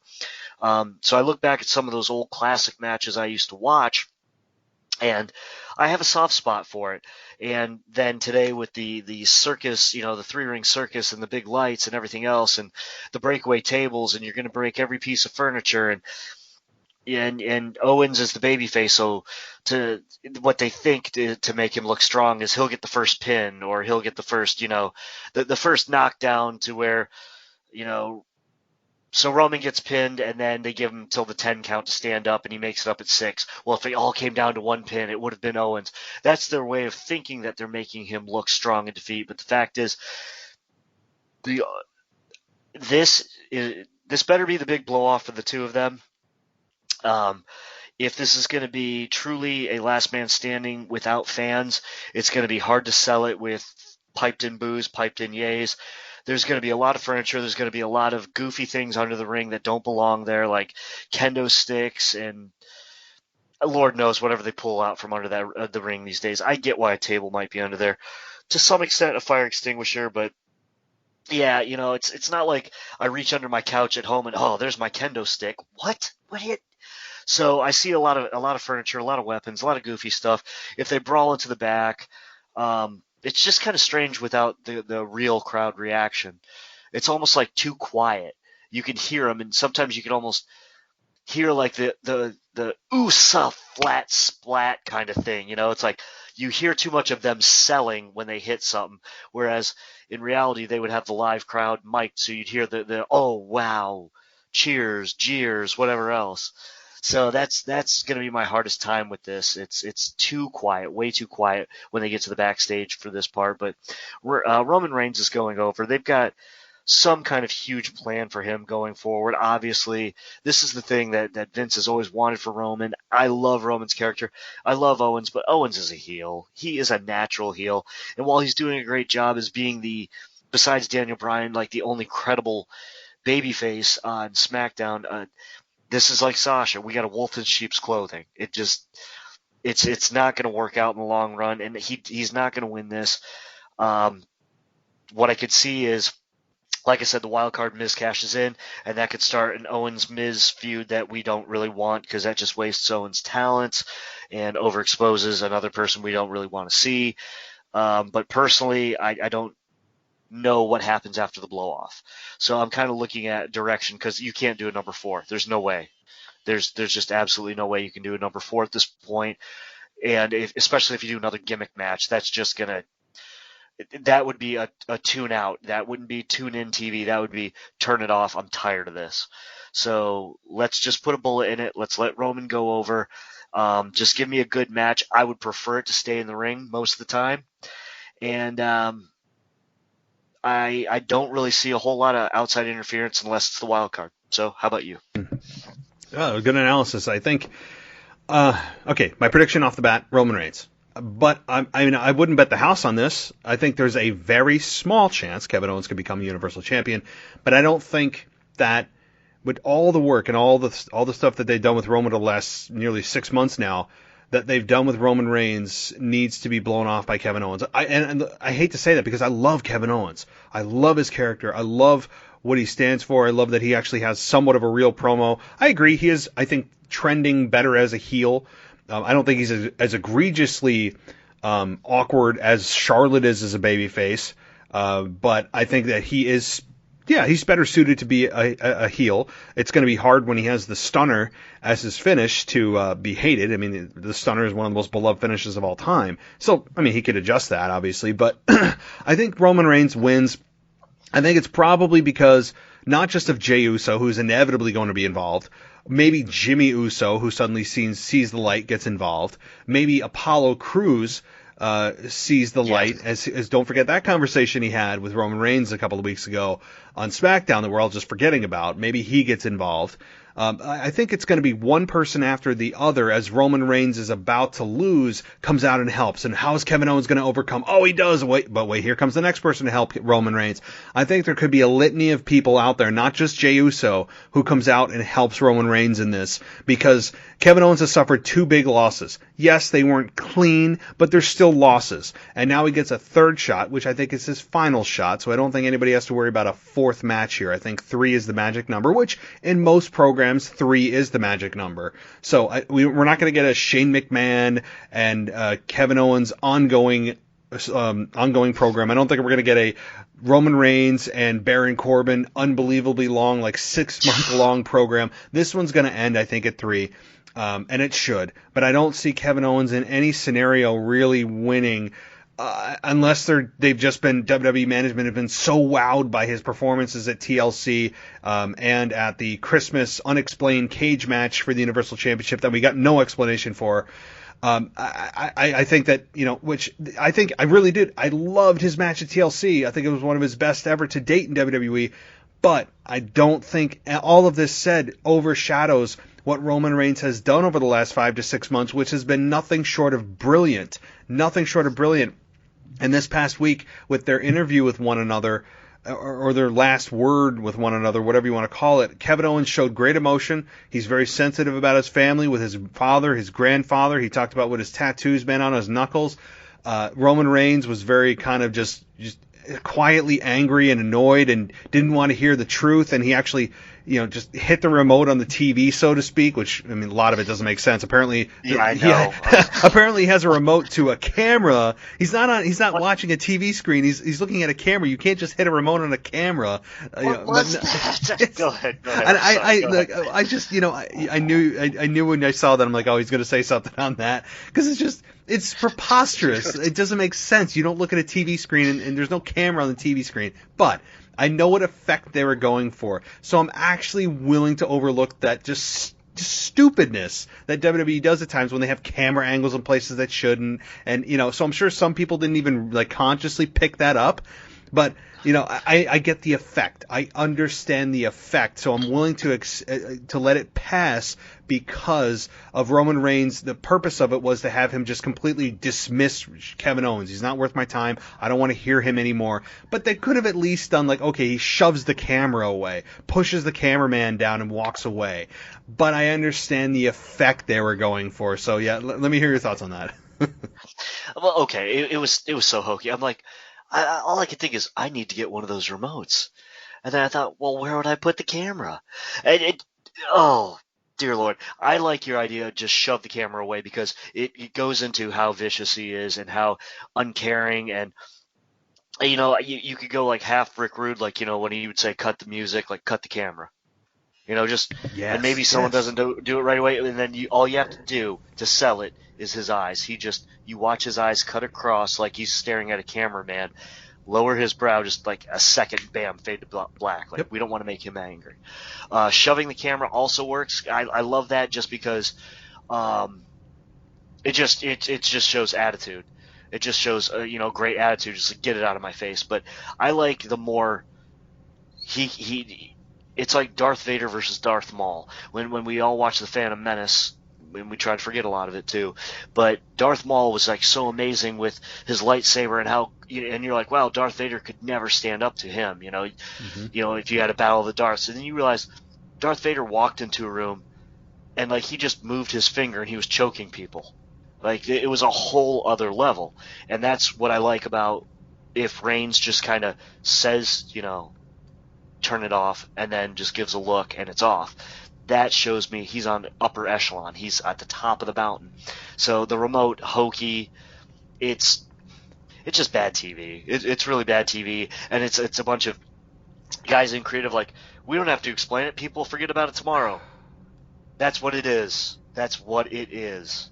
It's just a lack of basic, like, production. I mean, I look, I totally get the effect they're going for. I agree with the effect they were going for, but it's the methodology of that effect that I disagree with. Like, and I know we're just talking about one small thing here. It's just because it represents a much larger issue of lazy production at times with WWE. I think that's really what we're getting at with, like the biggest, most egregious thing I've seen ever over the last 5 years was when Shane McMahon got his head put through a car window in a parking lot by AJ Styles prior to their WrestleMania match, and there was a camera somehow live feeding perfectly at the angle Shane McMahon's head went through. It's just like, I mean, God, I just, that kind of stuff is just so amateur. Like, you're insulting the intelligence of your audience at that point. But anyway, we're going to go down a dark road if we continue with this. So, I know. It really is a slippery slope for hours. However, Roman Reigns, I think, retains. I think he is the right choice. You're so close to WrestleMania. I would not derail him. I would actually have Roman Reigns as champion for many, many, many months. Like, I would want people so angry that he's still able to hang on to this belt, because Roman Reigns has one thing that is really evaded most heels in WWE, is he has real heel heat, not the kind of heel heat like Sami Zayn, who really isn't a heel. There's so many people who have the heel label, but they're not really heels. And Randy Orton had it over the summer with what he did. I think he was one of the few to finally tap into real heel heat. I was actually wanting to see somebody beat the holy hell out of him. Roman Reigns, I feel that same way, and I always knew he had it in him.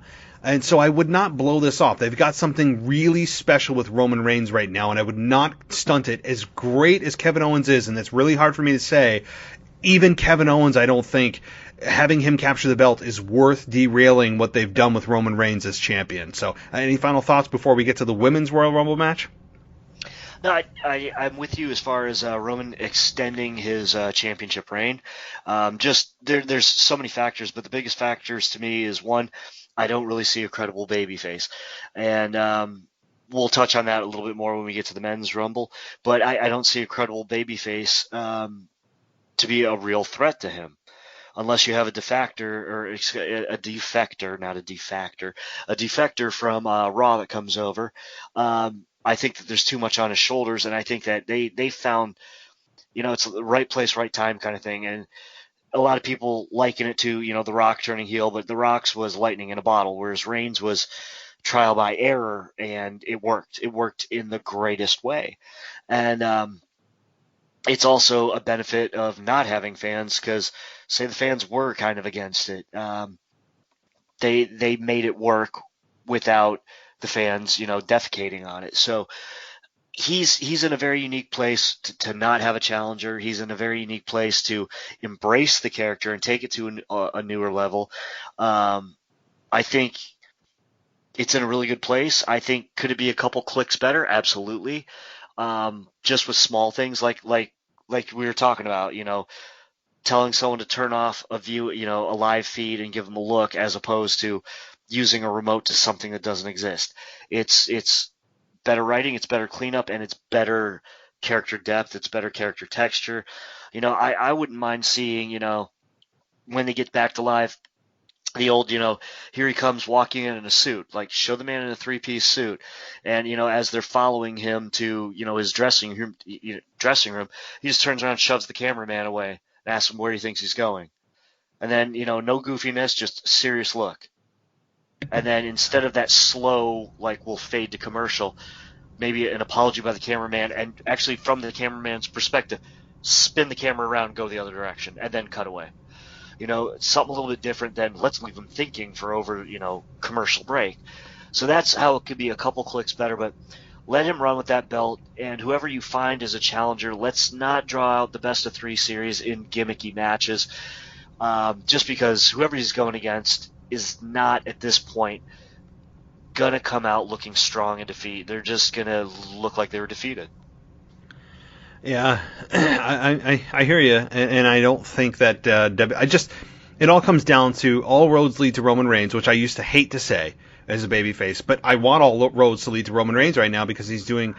He literally is carrying the company on his back. I mean, I think that, yes, you have Drew McIntyre who's doing a great job as champion, but if you look at the overall ascent of a star from summer to now, Roman Reigns is at number one.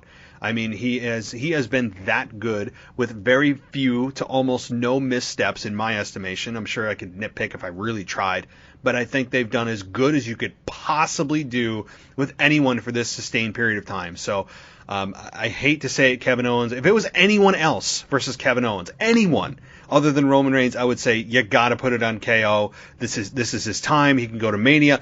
Nope, and I hate to say it. So, okay, let's get to the Women's Royal Rumble because these matches have so much going on with them.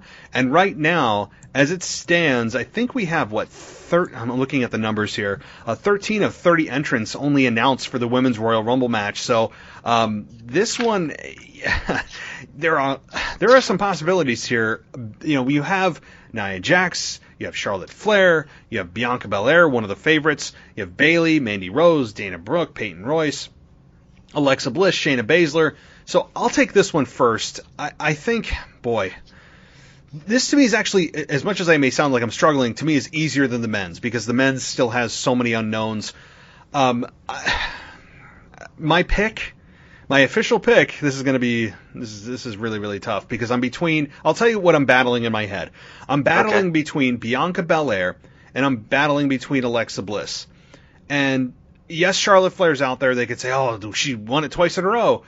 I think fans would not really be enthralled with that. And you can still get to Asuka versus Charlotte Flair at WrestleMania. She doesn't have to win the Rumble. You can get there many, many ways. At the Elimination Chamber, you can get it just naturally happening. So you don't have to always win the Rumble to obviously main event WrestleMania. I mean, because that's only half the story. There's still two brands. So I'm going to go with Alexa Bliss on this one. And that's not easy for me to say because everyone is going to Bianca Belair. Everybody's going Bianca. Everybody's doing Bianca Belair. And I understand why. And she will certainly be in the Final Four, and deservingly so. She eliminated, 8 women last year. She was a standout last year. And, you know, there's a good case to be made for her winning this year. She got a massive win over Bayley this week. All the, WWE, I'm about to say the buzzword, all the momentum went behind Bianca. I know, because momentum, if I hear that one more, it's almost as bad as hearing Michael Cole say boss time or big dog. It's bad. But it is Bianca Belair. Right now, she should be the focus. And she is going to be a massive star. She's on her way. I have nothing against Bianca Belair. I think she is a future women's champion. And she could very well win the Royal Rumble. There's a good case to be made. Charlotte Flair, good case to be made. It's Charlotte Flair. She's always in the running anytime you're talking championship or winning a big match. Charlotte's name is in there, and with good reason. The rest of them, Nia Jax, no. Bayley, no. She just lost the belt, and she seems to kind of be on the descent. Dana Brooke, no. Mandy Rose, no. Peyton Royce, no. Shayna Baszler is in the conversation. Liv Morgan, Ruby Riott, Tamina, Natalya. I don't think any of those women at this current stage are warranted a Royal Rumble victory. So Alexa Bliss, and here's why I say Alexa Bliss. It's kind of a couple fold here. Number one, Alexa Bliss has arguably had I think the biggest ascent in the women's side of any of the women. Yes, Bianca Belair is in the conversation, but Alexa Bliss got immediately stuck with The Fiend, who's main event. And she has done a brilliant job of being the extension, that arm, one of the evil arms of The Fiend. And she's done an awesome job of doing that. And now we've seen the evolution of her character, of burning Randy Orton, turning into that dark, kind of like summoning her powers character that I'd love to see them pull off when the fans are there, by the way, of just being this dark, evil character. And right now, I think she is slightly the favorite to win. And I would love to see a championship run with Alexa Bliss facing Sasha Banks. I mean, she could go to SmackDown. Yes, The Fiend is on Raw. I mean, there's some moving parts here, but I think Alexa Bliss winning the Rumble would make sense from my end because of how good she's been, and putting the belt on her, seemingly being unbeatable with The Fiend's powers. Again, The Fiend's powers I'm back and forth on because it's kind of hokey at times and almost unbelievable that Yes. you can be burned alive, yet wrestling moves take you down. I mean, it is preposterous. But Alexa Bliss is kind of doing her own thing, and I like that. I want her to be in her own story, not just all about the Fiend all the time, because then you're attached to what he's doing. You don't have your own story arc. And they were doing that for a little while with Nikki Cross, and then she just went into the abyss, into nowhere. So I'm not easily saying this, but I think Alexa Bliss wins. Bianca Belair is a very, very close second. What about you? Okay, so as I was telling you before, I put together what I believe was a top 5 situation for each Royal Rumble match, as well as people that I would like to see as surprise entrants, as well as people I believe WWE would like to see as surprise entrants. So I'm going to give you my top 5 picks in descending order from 1 to 5, who I believe has the best chance of winning the Women's Royal Rumble. My number 1 is going to blow you away because, honestly, we don't have 30 women for a Royal Rumble, so that means there's going to be a lot of call-ups. And I'm actually putting the stock in someone who used to have the momentum, Rhea Ripley. I'm going to give her the biggest stepping stone she's ever had in her career because I think she was due for this 7 months ago before her career got derailed and sidetracked. And the fact is she has every tool to hang with every girl. She's big enough to where she looks like she can go toe-to-toe with Baszler. She looks like she could take out Nia Jax, Tamina. I mean, she can go against the biggest of the big, but she can wrestle. She is a wrestling machine, and she has a legit character. So we have a full meal on a plate. We don't just have some stuff where we say, the steak was okay, but the potatoes were dry, whatever else. I can't say a bad thing about Rhea Ripley. She's had the it factor for a long time. We've talked about the dreaded word momentum, and I thought that's where this was coming from when you were making your references, because Rhea Ripley had all the momentum in the world, and all of a sudden, stripped, rug pulled right out from underneath her feet. And what was the point? I mean, was it an experiment to see if it would work? Because the answer is yes. And we all believe that we've seen the last of her in NXT, and there's no other way to get her to that next level by taking her right to the top right away. Because you have 2 months. 2 months. If it's not going to work, you can find a way to finesse it and make it not work, so to speak, and put somebody else in the spot. If you have cold feet and regrets and second thoughts, it can be done. I mean, you're going to have, Pat Patterson's gone, so you're going to have somebody who's got a great finish to create a great storyline and arc to try to sculpt it, because I really don't want to see Rhea Ripley's character defaced, demeaned, or demoralized, especially if she's going to do something as big as which I predict and hope, and that's win the Women's Royal Rumble. It's an exclamation point on it. It'll be the first time when you say anything can truly happen, because her name hasn't been brought up. We know, I don't see anything left for her in NXT. It's been pretty much known that it's been a sayonara situation for her, and the fact that I don't believe she's really been that prevalent on the programming. So not only is it her big call up, I think it's her big moment. And then all you have is 60 days to tailor it, to take that pebble, put it in the sand grinder, and turn it into a beautifully refined, stone that it just has no chinks in the armor. And I think it's going to be beautiful. It's going to be smooth. And that's what I think. I think it's Rhea Ripley. And in descending order after that, I have Bianca Belair. Just because she seems to get that momentum that's pushed, then pulled, pushed, then pulled. If she cut off that ponytail, they couldn't pull her back. But on a serious note, she's close. I think the thing that's hurt her the most has been her association with the Street Profits, because for a lot of times, especially in their beginnings of their tag runs, and when they went from the super athletic team with so much potential to the all of a sudden can't be pinned tag team champions, she's always by their side, and they went from guys who are really talented to guys who are very irritating, and they took the bad parts of the New Day, the who, what, ha, ha, ha, goofiness, and the screaming during the matches, and took it to a whole new level. And you've got someone who's their cheerleader, so to speak, who's married to one of, the performers in the ring who's supposed to get the singles push, you overexpose that person, and that was Bianca's downfall. And that's why that momentum, I felt, was pulled away, because you already had her on TV every week. Now you're not only having her on TV, you're also feeding her wins in her own match. So she's on 2 to 3 segments. People are getting bored. So these become low segments. Oh, I've already seen Bianca for the night. Okay, so we saw her for an interview with the Street Profits. Then we saw her accompany them to the ring. We saw her maybe get involved or chase around their valet like she did with Selena Vega. Now she's going to have a match with Selena Vega, and now they're going to have a wrap-up interview. Overexposure creates mediocrity, and that's what has hurt Bianca. So that's why I think she's my number 2, but I think she's going to have an incredibly strong showing. Then my number 3 is going to be my girl Shayna Baszler, just because she's bound to break out sooner or later. I put her as one of the last 3 in, but also my third pick in that order of potentially a person to win the Royal Rumble, just because she's ready for it. And if the writing's on the wall, if Jax and Baszler do not get those titles, I really see Baszler almost getting the nod over Rhea. It's just her time to break out. Then my number 4 is just sad, but I'm going to say it, and it also carries through to the sidebar feuds. Lacey Evans. I tried to mumble it, but yeah, Lacey Evans. Vince likes her. She's way far off from being in that caliber.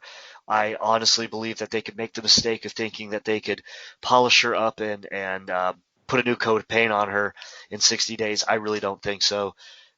Just the in-ring's not there yet. I'm not saying she's terrible. It's just not there. She's not fluid. It shows. And now her interviews are looking really choppy.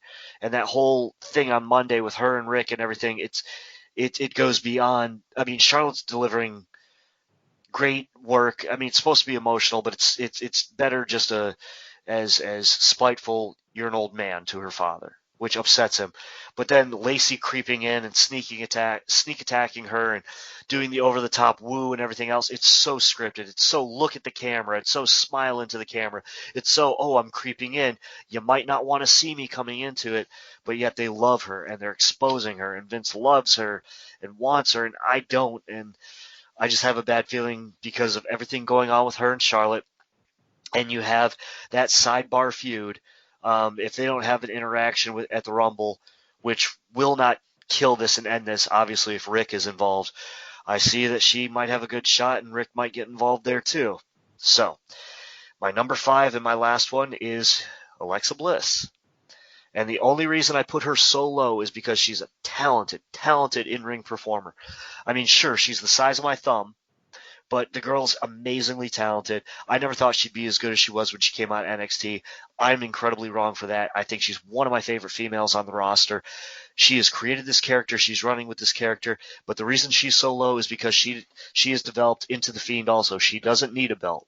She can bring a little bit to it, but she does not need a belt. And all that hocus pocus, goofy stuff, cinematography, that speaking in demon voices. It's like you said, when we get a live crowd back and that belt's on her and they try to do that and they boo it out of the building, they're booing her out of the building. What Vince hears is the person, not the hokey stuff that you're portraying on the person that is ruining them. I rather see her with her contact lenses in, acting dark like Nancy Benoit did when she was known as the Fallen Angel back in Florida in like 84, 85 with Kevin Sullivan. Yeah, I went there because I can. But instead, we might get too much smoke and mirrors that we can see through, and that with the belt could ruin it. That's why she's so low on it. She doesn't need that belt, and she's going to be by the Fiend. And when you're hip to hip with somebody that polarizing and that charismatic, whether it be positive charisma or negative charisma, it's not heat, and it's not go-home heat.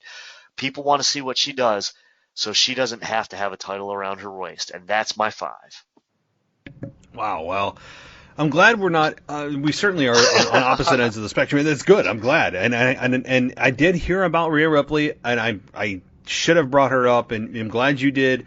I'm sticking by my guns just because I want to. I think it's better that I stick by my guns. It's more fun. But you make a good case for Rhea Ripley. She is on a lot of people's lists. I was just looking at the confirmed entrants, 13 out of 30. I mean, my God, leaves 17 people who haven't been announced or a surprise, whatever. So yes, I've heard about Rhea Ripley. Certainly a good case to be made.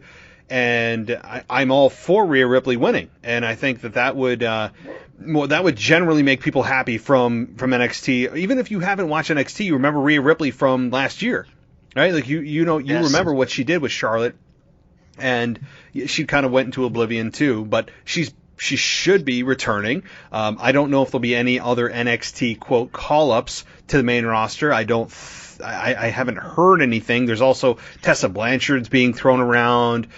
All these names. I do believe that it's probably not going to be one of those, Ronda Rousey's returning type of things, even though she's on Vegas odds. Like, people actually have and are betting money on Ronda Rousey winning, which I would not do, by the way. I actually don't want Ronda Rousey back in the ring at all. Like, I don't want to see her ever again.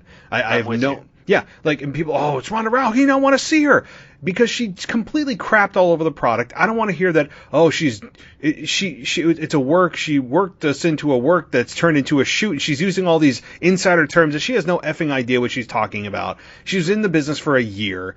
Like, I have no interest in her coming in to pretend to, as to use your word, defecate on the product, just to make it more real, because we all know what it is. I don't need someone coming in to break the fourth wall to make it more real for me, and really just, I don't want anything to do with Ronda Rousey ever again, even if it's to see her get beat up, because seeing her get beat up in a pro wrestling way doesn't satisfy me. I'd want to see her get beat up in an octagon. Because then I know it's to inflict actual pain. I have no interest in seeing her back in the WWE because she completely disrespected the business. And, she's a heel, she's supposed to... No, you just don't go there, right? Like, you don't go there, because then you're completely taking away the entire product, at the expense of you getting your match over? So I'm going on a Ronda Rousey rant. I would not expect her to see her in the Rumble. I hope we don't see Ronda Rousey in the Rumble. I have no interest in seeing her again. But I like your pick about my gosh, I lost her name. I'm getting Rhea Ripley. Yeah, Rhea Ripley. I'm getting so riled up about Ronda, who's not even on the roster. But Rhea Ripley is a very good candidate. I think she would be an excellent addition to the roster. That's a consistent addition, not just kind of hit and run like she did last year. I think her being here on the roster, SmackDown or Raw, really, would be a breath of fresh air to both rosters that I think honestly need a shakeup, because I feel like we've seen all the matchups that we can possibly see. We haven't seen, give me a matchup that we haven't seen on both rosters. We've seen everything, and they just kind of shuffle things around. So I think Rhea Ripley would be a nice shot in the arm, I'm still sticking with Alexa Bliss. I'm not changing my pick, but I totally get why you are choosing Rhea Ripley. That is a very solid pick. It's a quote shocking win, as somebody who hasn't even on Raw or SmackDown wins it. And nice pick. Thank you very much. I'm here all week, and I say that from Memphis, Tennessee. Any final thoughts on the Women's Royal Rumble before I lose my mind on Ronda?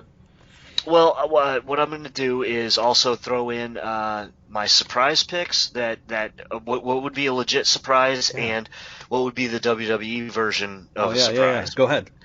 Okay, so for the females, you hit the nail on the head, Tessa Blanchard. If she's in there, if she doesn't win it, she's like second to last person to be eliminated. And as you said on our last show, if you don't know who she is, you got to look her up, and you've got an automatic feud between her and Flair. I mean, you've got the daughters of two of the founding horsemen. It's perfect. Tessa is on a whole other level, and it's not like she doesn't need NXT. She's one of the people who should way bypass it, just like AJ Styles. It's some things you're just really above, and it's Tessa Blanchard being on a WWE product is must see TV. It is see it live, and it's if you have the DVR, you record it. It's not one of those things where you just read about it in dirt sheets or YouTube it. It's a moment you really want to see, because it's just going to be that cool, and it's going to be a clinic of very good, very fluid, very solid wrestling. And if she's in there with any of those four horsewomen, or Baszler, or Bliss, or just a couple of, or Ripley, the ones who can really go, we're going to see some really awesome wrestling. And so I really want it. That would be a legit surprise. Another legit surprise, free agent currently, nowhere near as good as Tessa, but because of who her husband is, what about Taya Valkyrie? I didn't even think about that. Yeah, Yep, it's possible. John Morrison's wife. Yeah, yep. I could see her being more as a surprise entrant into the Rumble, but then mainlining into NXT first. So, because like you said, there's 13 confirmed people. It's a 30-person Rumble. So therefore, I obviously know that there's going to be a lot of call-ups.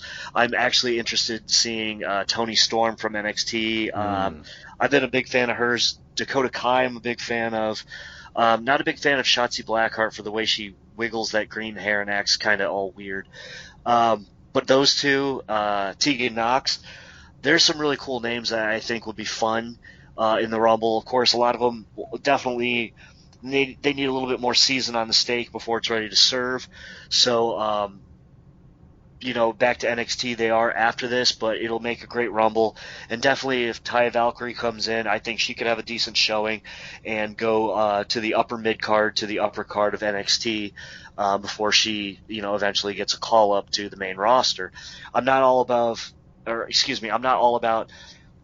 everybody going, straight to main roster, but there's some people I believe who are above it. I just don't think Taya at this point is quite the household name and quite the draw that Tessa Blanchard would be. But so those are my two, what would I think would be great surprise picks.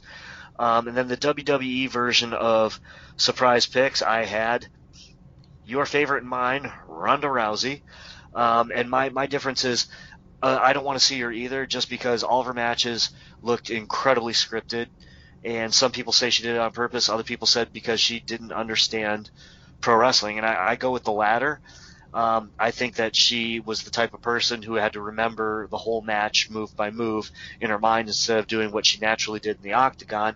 As I said before, she was so forced down our throats and overexposed. She was terrible on the mic. I mean, she got verbally destroyed by Alexa Bliss when they had their feud on the mic. I mean, she made her look dumbfounded, inane, befuddled. I mean, she made her look really bad on the mic, and that was just promos. And then ring presence and ring psychology, she had none. She always had to get into her octagon stance, and I get that's the way she fought, but Baszler is everything that they wanted Ronda Rousey to be, and her championship run and her 1 year run was so incredibly forgettable. No one talks about it except they're like, bring her back.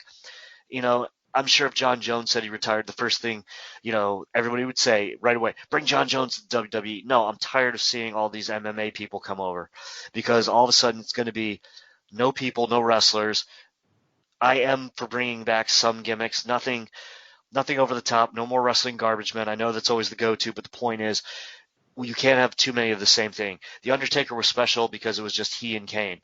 Now, if we had 7 or 8 Undertakers, it watered it down and destroyed it. That's why the Ministry didn't work, because you had all these people trying to be in the same vein.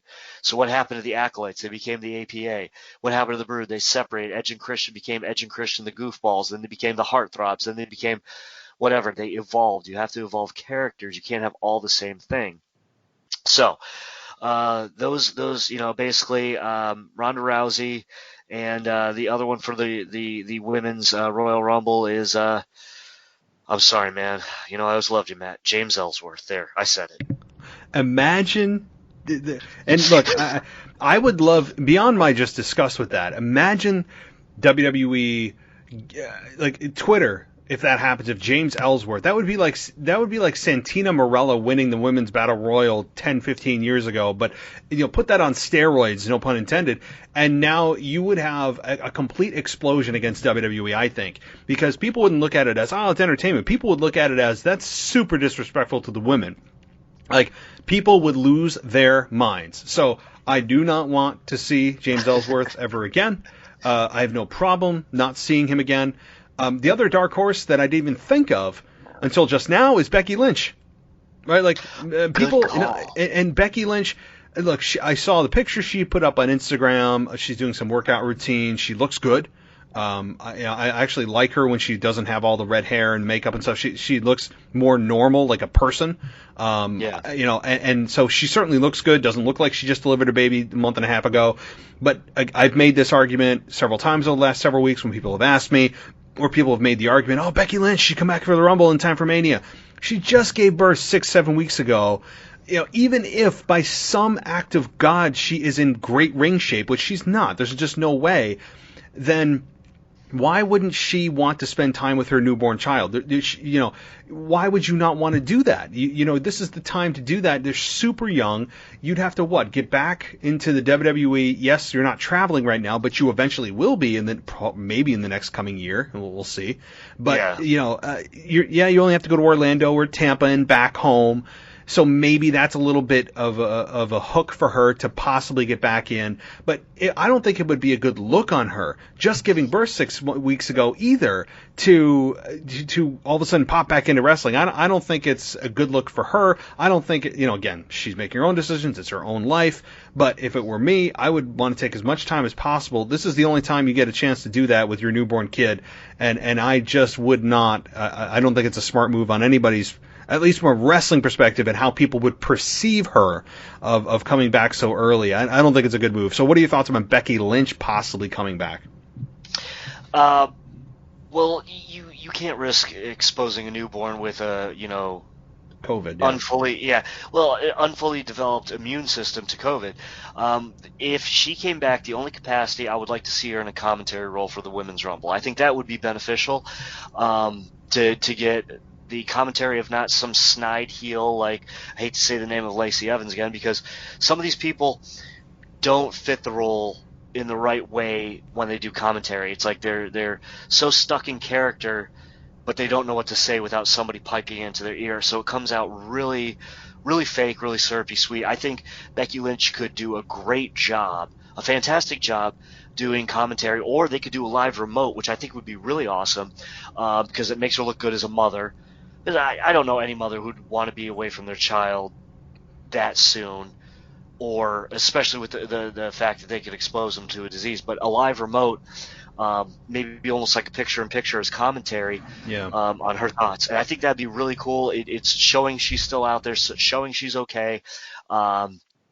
Maybe a quick, here's the baby, da-da-da-da, but then like her sitting at a desk and her just giving, her feed and what she thinks, because I think she could add much more layers of satisfaction in the moves and just calling stuff. And, if she has a little bit of free reign and they're not piping into her ear, she could, right hand by Charlotte, I felt that before, just a little bit of an endorsement of some of the tussles that she's had with some of the ladies, and maybe say something like, I've never faced Rhea Ripley. I can't wait to take her on. Toni Storm is a fantastic competitor. She's from over the pond too. And, we grew up, with the Irish, the Irish, English kind of, Civil War. So I can't wait to get my hands on her. I think that kind of layer could be added to it. So that's the only capacity I would like to see her back in. I really don't want to see her risking the health of her child. And I don't think she will, but that's the only way she could come back in a surprise capacity that I think would be satisfactory for both the company and for her and her family.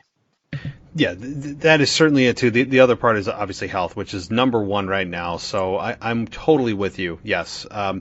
All right. Well, I do want to move on to the men's Royal Rumble. And by the way, as I look at the current Vegas odds for the women's Royal Rumble, I will say I'll give you the top five. Okay. The top five women that are odds-on favorites in Vegas to win the Royal Rumble are number one, Bianca Belair. Okay. Number two, Alexa Bliss. Number three is Rhea Ripley. 4 is Charlotte Flair. 5 is Bayley, and I'll do number 6. And 6 is Sonya Deville, which I didn't even think of. I do want her to win. Ronda Rousey is number 7, and Shayna Baszler is number 8. So these are the odds right now, guys. Like, let's take a step back. People need to be smart with their money, but right now, man, oh man. And just for hilarity, the bottom 3, or I'm sorry, let me do the bottom. I'll do the bottom 5 of who are odds-on favorites: Chelsea Green, Tamina, Marina Shafir, Jessamine Duke, and Stephanie McMahon is the absolute bottom of the barrel in terms of odds to win. So Stephanie McMahon is still out there, possibly winning the Royal Rumble. The absolute bottom. I mean, you're talking about like a 50,000. Yeah, no, oh my God, no.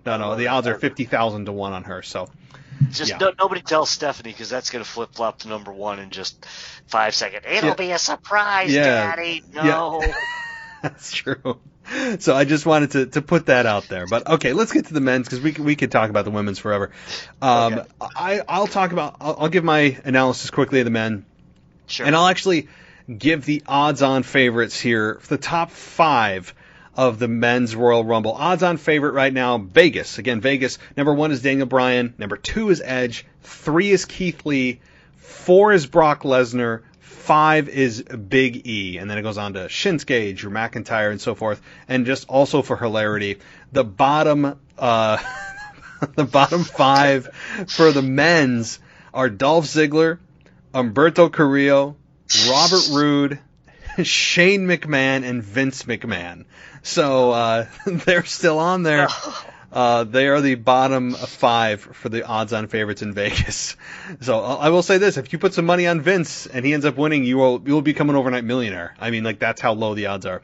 Okay, so my thoughts on the men's Royal Rumble.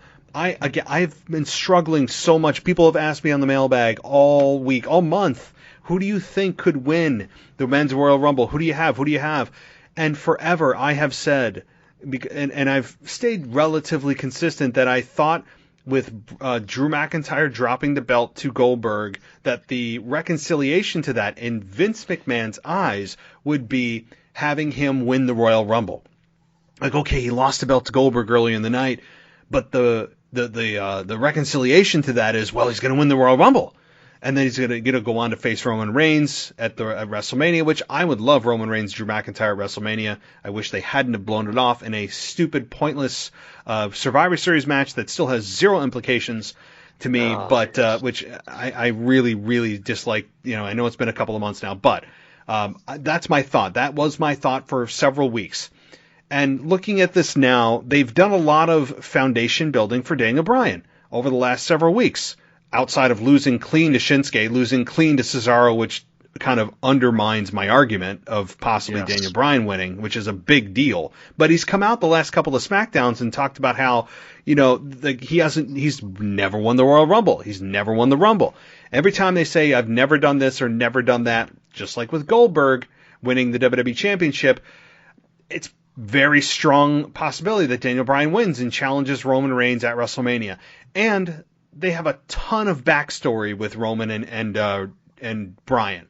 There's a lot of backstory that goes all the way back to 2014 with these guys, and they could draw on some real stuff of the fans rejecting Roman Reigns and wanting Daniel Bryan, which was 100% true. And Daniel Bryan is one of the biggest culprits for the fans turning on Roman because of how relatable he was. He was the guy at the right time in the right place, and Roman was the perceived choice by WWE. I mean, there's so much they could draw on from that it would be a very good story between Bryan and Roman leading to WrestleMania 37. Certainly it could be.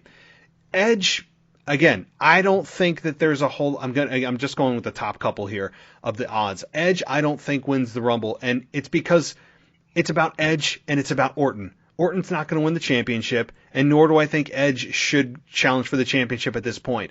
He has not yet fulfilled the story with Randy Orton.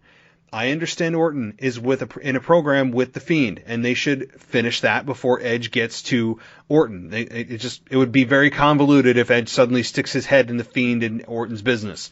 So that has to play itself out, which I think will, at probably Elimination Chamber, be the end of it, because Orton is going to be in this match. And I think that we will have The Fiend interfere, do his hocus pocus, eliminate Orton, and somehow The Fiend also gets eliminated. If he's even in the match. I mean, we don't even know if he's in it. So it's just going to be, to me, a story to build Orton and The Fiend. We'll probably have a tease of Edge and Orton. Like, they'll make eye contact, or Orton will be in the ring and Edge's music will hit, and you think they're going to go at it, and then The Fiend interferes and Orton is gone or over the top rope. So I think there'll definitely be an interaction between Edge and Orton, but I think it's going to be limited because the focus right now is on The Fiend and Orton. So all that being said, my pick is Daniel Bryan. I know it's not interesting. I know it's very predictable. I know it's not controversial, and it's not a cool, sexy pick. but it is, I think, a smart pick given the story that they could build with or with Bryan and Roman Reigns leading to WrestleMania 37. I think there's a lot to draw from, and we have yet to see Daniel Bryan in a title picture in quite some time. So I like that. Yes, Daniel Bryan is still the underdog heading into WrestleMania 37 if that happens. Again, you can make a case for McIntyre winning the Rumble after losing the belt to Goldberg. You can make a case, I think, even for Brock Lesnar returning. People are talking about that. He's actually number 4 on the list here. You can make a case for Shinsuke Nakamura, Big E. I mean, I wouldn't want Big E to win this early. Bray Wyatt. I mean, Seth Rollins. What about a returning Seth Rollins? You know, like this is very, very difficult. This is one of the hardest Royal Rumbles I've ever had to predict. Most difficult, complex, so many moving parts. I'm going to go with, unfortunately, the easy, lazy answer, but I think it's the safe one of Daniel Bryan winning the Men's Royal Rumble for 2021. What about you, my friend?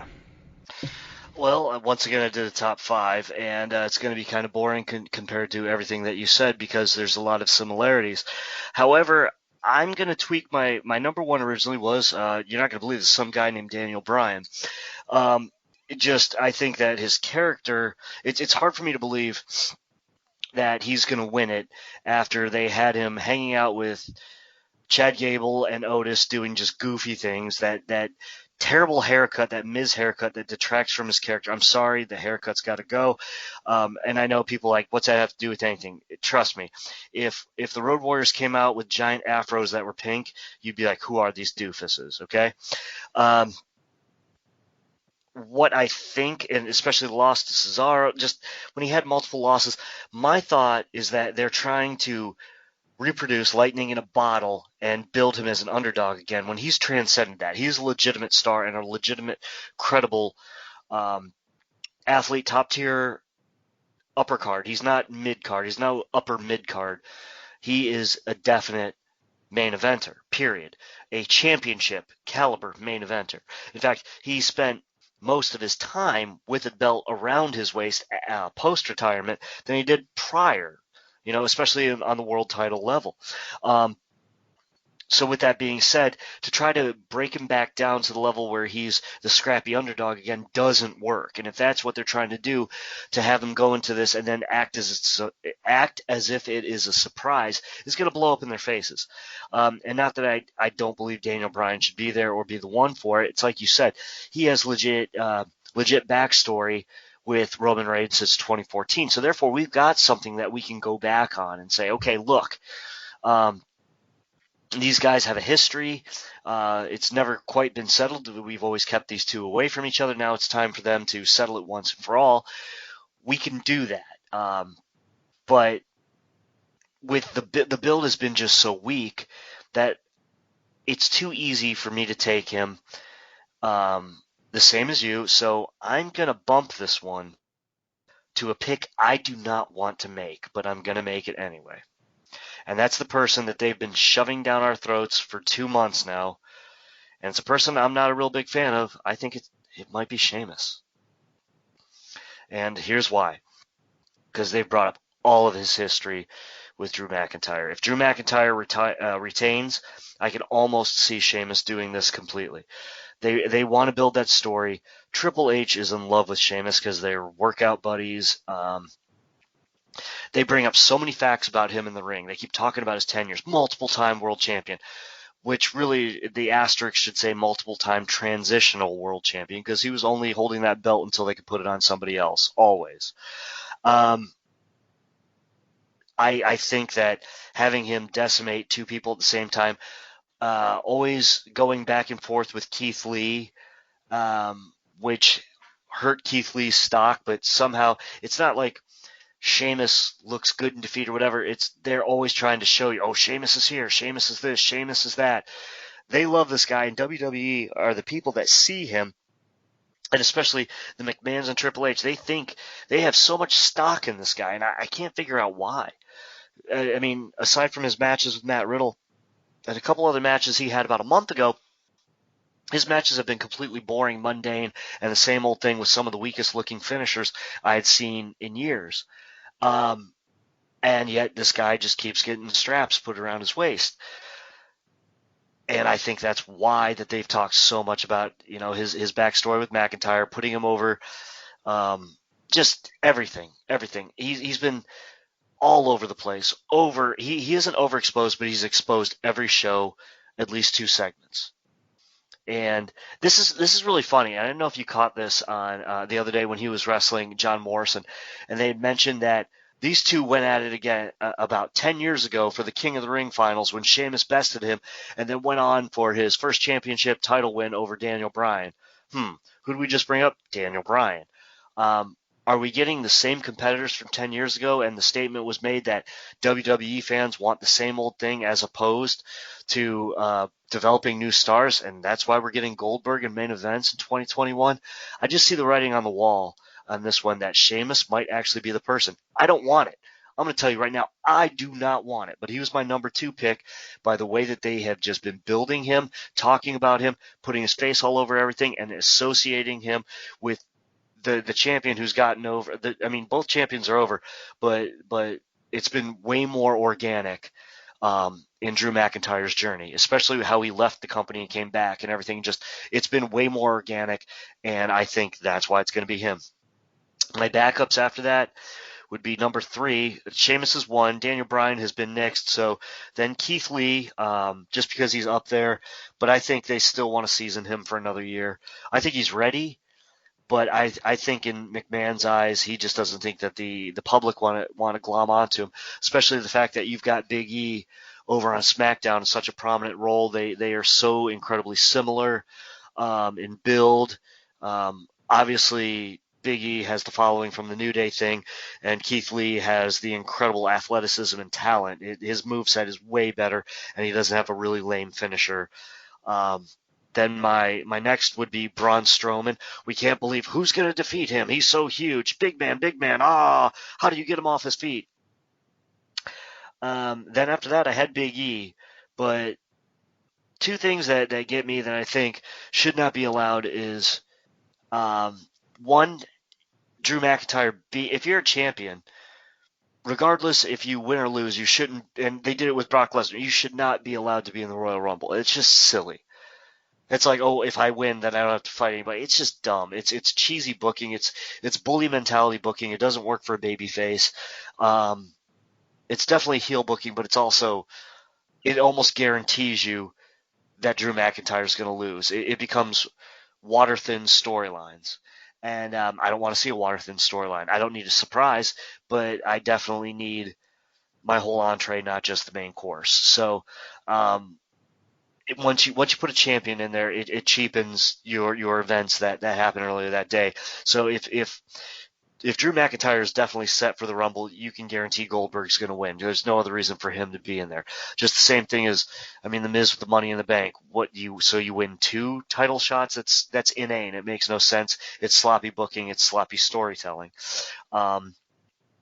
And so that's kind of like my lineup. I'm going to give you my good surprises, or I'm going to put these as probable surprises, but in a good vein, okay?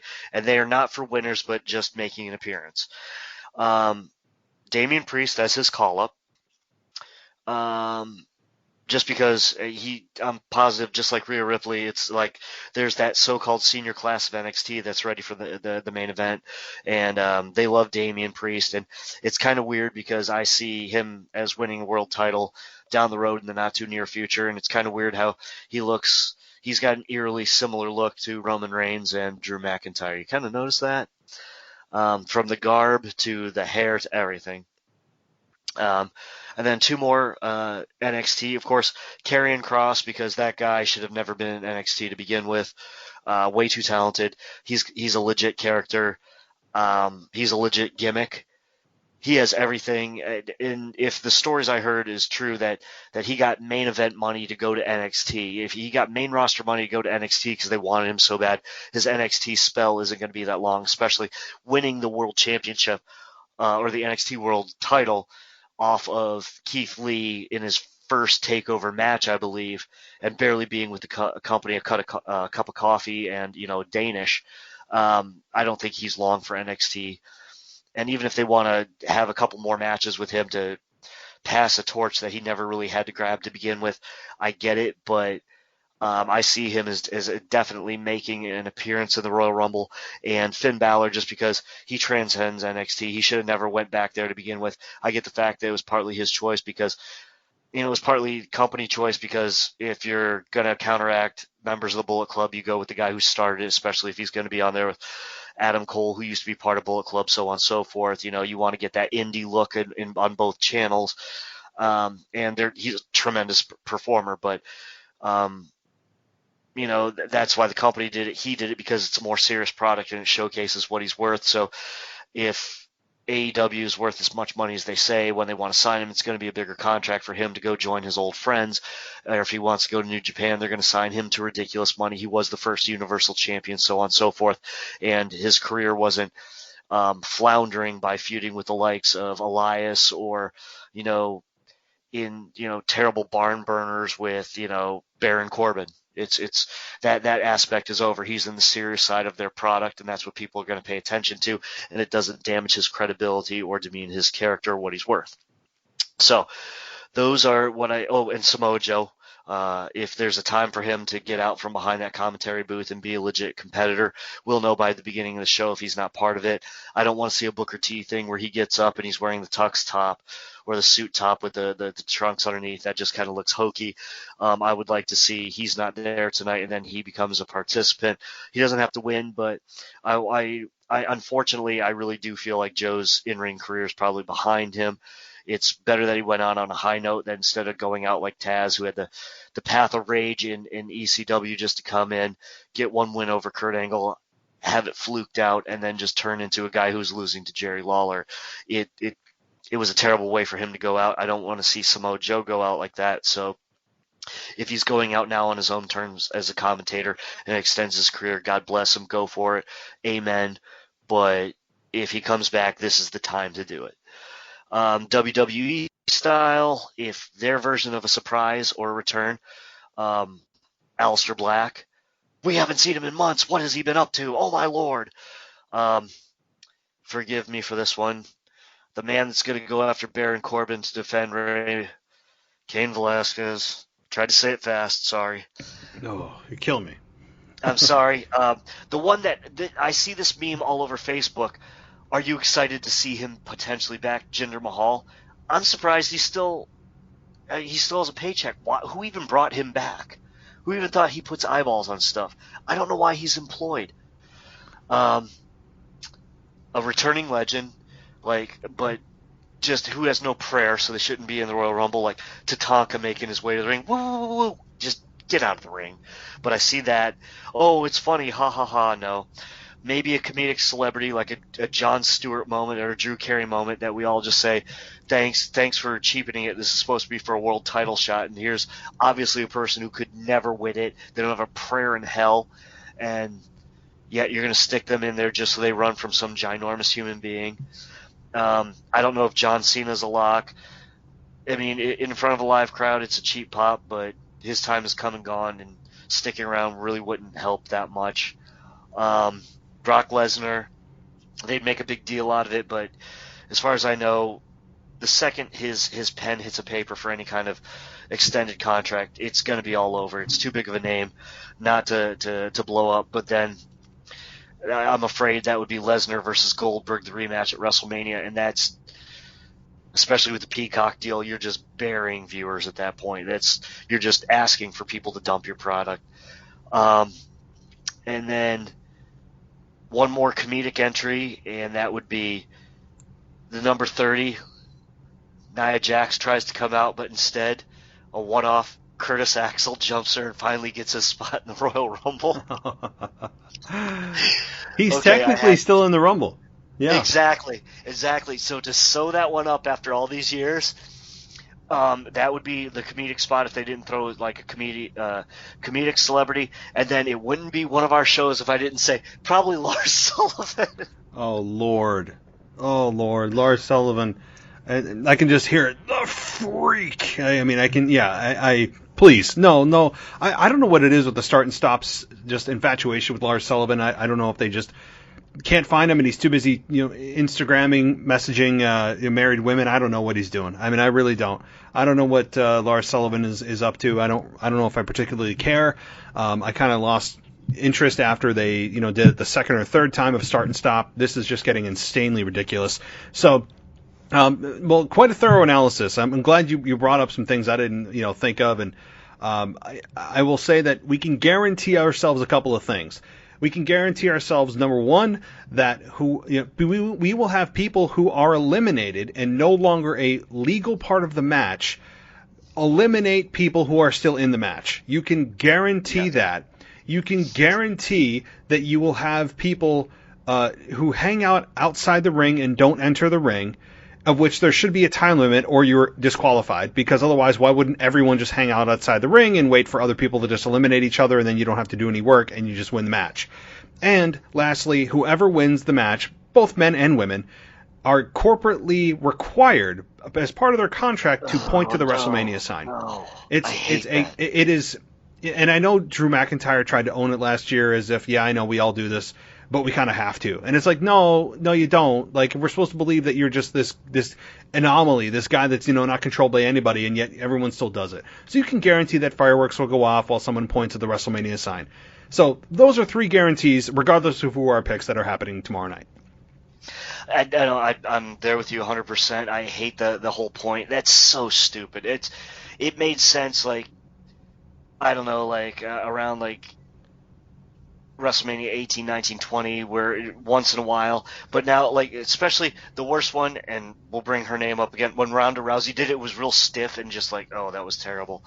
What I think also, something that we didn't touch on, but you kind of touched on it, because when I get rambling, I keep going, because, it keeps the stuttering factor down, but all the sidebar feuds are going to pay a lot of, or they're going to play a lot of interaction within the Rumble matches between the men and the women. So, of course, Lacey Evans and Charlotte are going to go at it because they've got a thing, because they don't have a assigned match that night. So we're going to see that as part of an elimination, so on and so forth. Whatever happens with the tag team women, or the tag team women's match, is going to play a factor into the Royal Rumble in the women's side. In the men's side, Orton's going to be there. If the Fiend's there, they're going to go right for each other. So we continue that, so that we can guarantee neither of them are going to win, because they've already got their own thing going. But then you also have to factor in Edge. So is Edge going to go straight for Orton, or is Edge and AJ going to pick up? And the reason I also said the good name of our own Lars Sullivan, he grows up so fast right in front of our eyes, is the fact that if you've got a behemoth in there the size of Strowman, either you're going to do it takes 8 people to eliminate him, which is a boring spot, because I think Almost, whatever his name is, supposed to be in there too. I think it's going to come down to, if Sullivan's in there, it's going to be Sullivan and Strowman going at it and eliminating each other at the same time, because one, they trained, they came up together, so they know each other. Of course, at this point, with all the surprises you find out, I don't think anybody truly knows Lars Sullivan. But I can honestly say it's going to take a behemoth to eliminate a behemoth, and then you already have your what do we do with Strowman at WrestleMania. So let's have these guys go at it for the next 60 days, find some kind of slot matches, maybe put Strowman in the Elimination Chamber because he's a household name, but have Sullivan interfere in the Elimination Chamber, so that way that takes care of the Strowman factor in that. It could be Kane style, although I don't want to see anybody else come up from the pits of hell, which is under the ring next to the kendo stick. I rather see his own way of doing it. I don't want to see rip the door off either. That was done by Kane. I don't want to see anything that's a retread. Find your own way to do it. Even maybe jump him in the back so he can't make it. I don't care. But the point is, if that's going to create the build, then we tie up 2 big men, so we already have our WrestleMania situation. We don't have to have Braun Strowman as a babyface facing somebody the size of Sami Zayn and it not making sense. And at the same time, if you don't know what to do with Sullivan, have someone who can throw him around, because if he acts stupid again, at least you have someone big enough who can just kind of beat him senseless if you need to. So the sidebars are definitely going to happen. We're obviously going to see Keith Lee and Sheamus. If Sheamus wins, I think it'll come down to he and Keith Lee. Of course, there's going to be a couple of NXT surprises in there.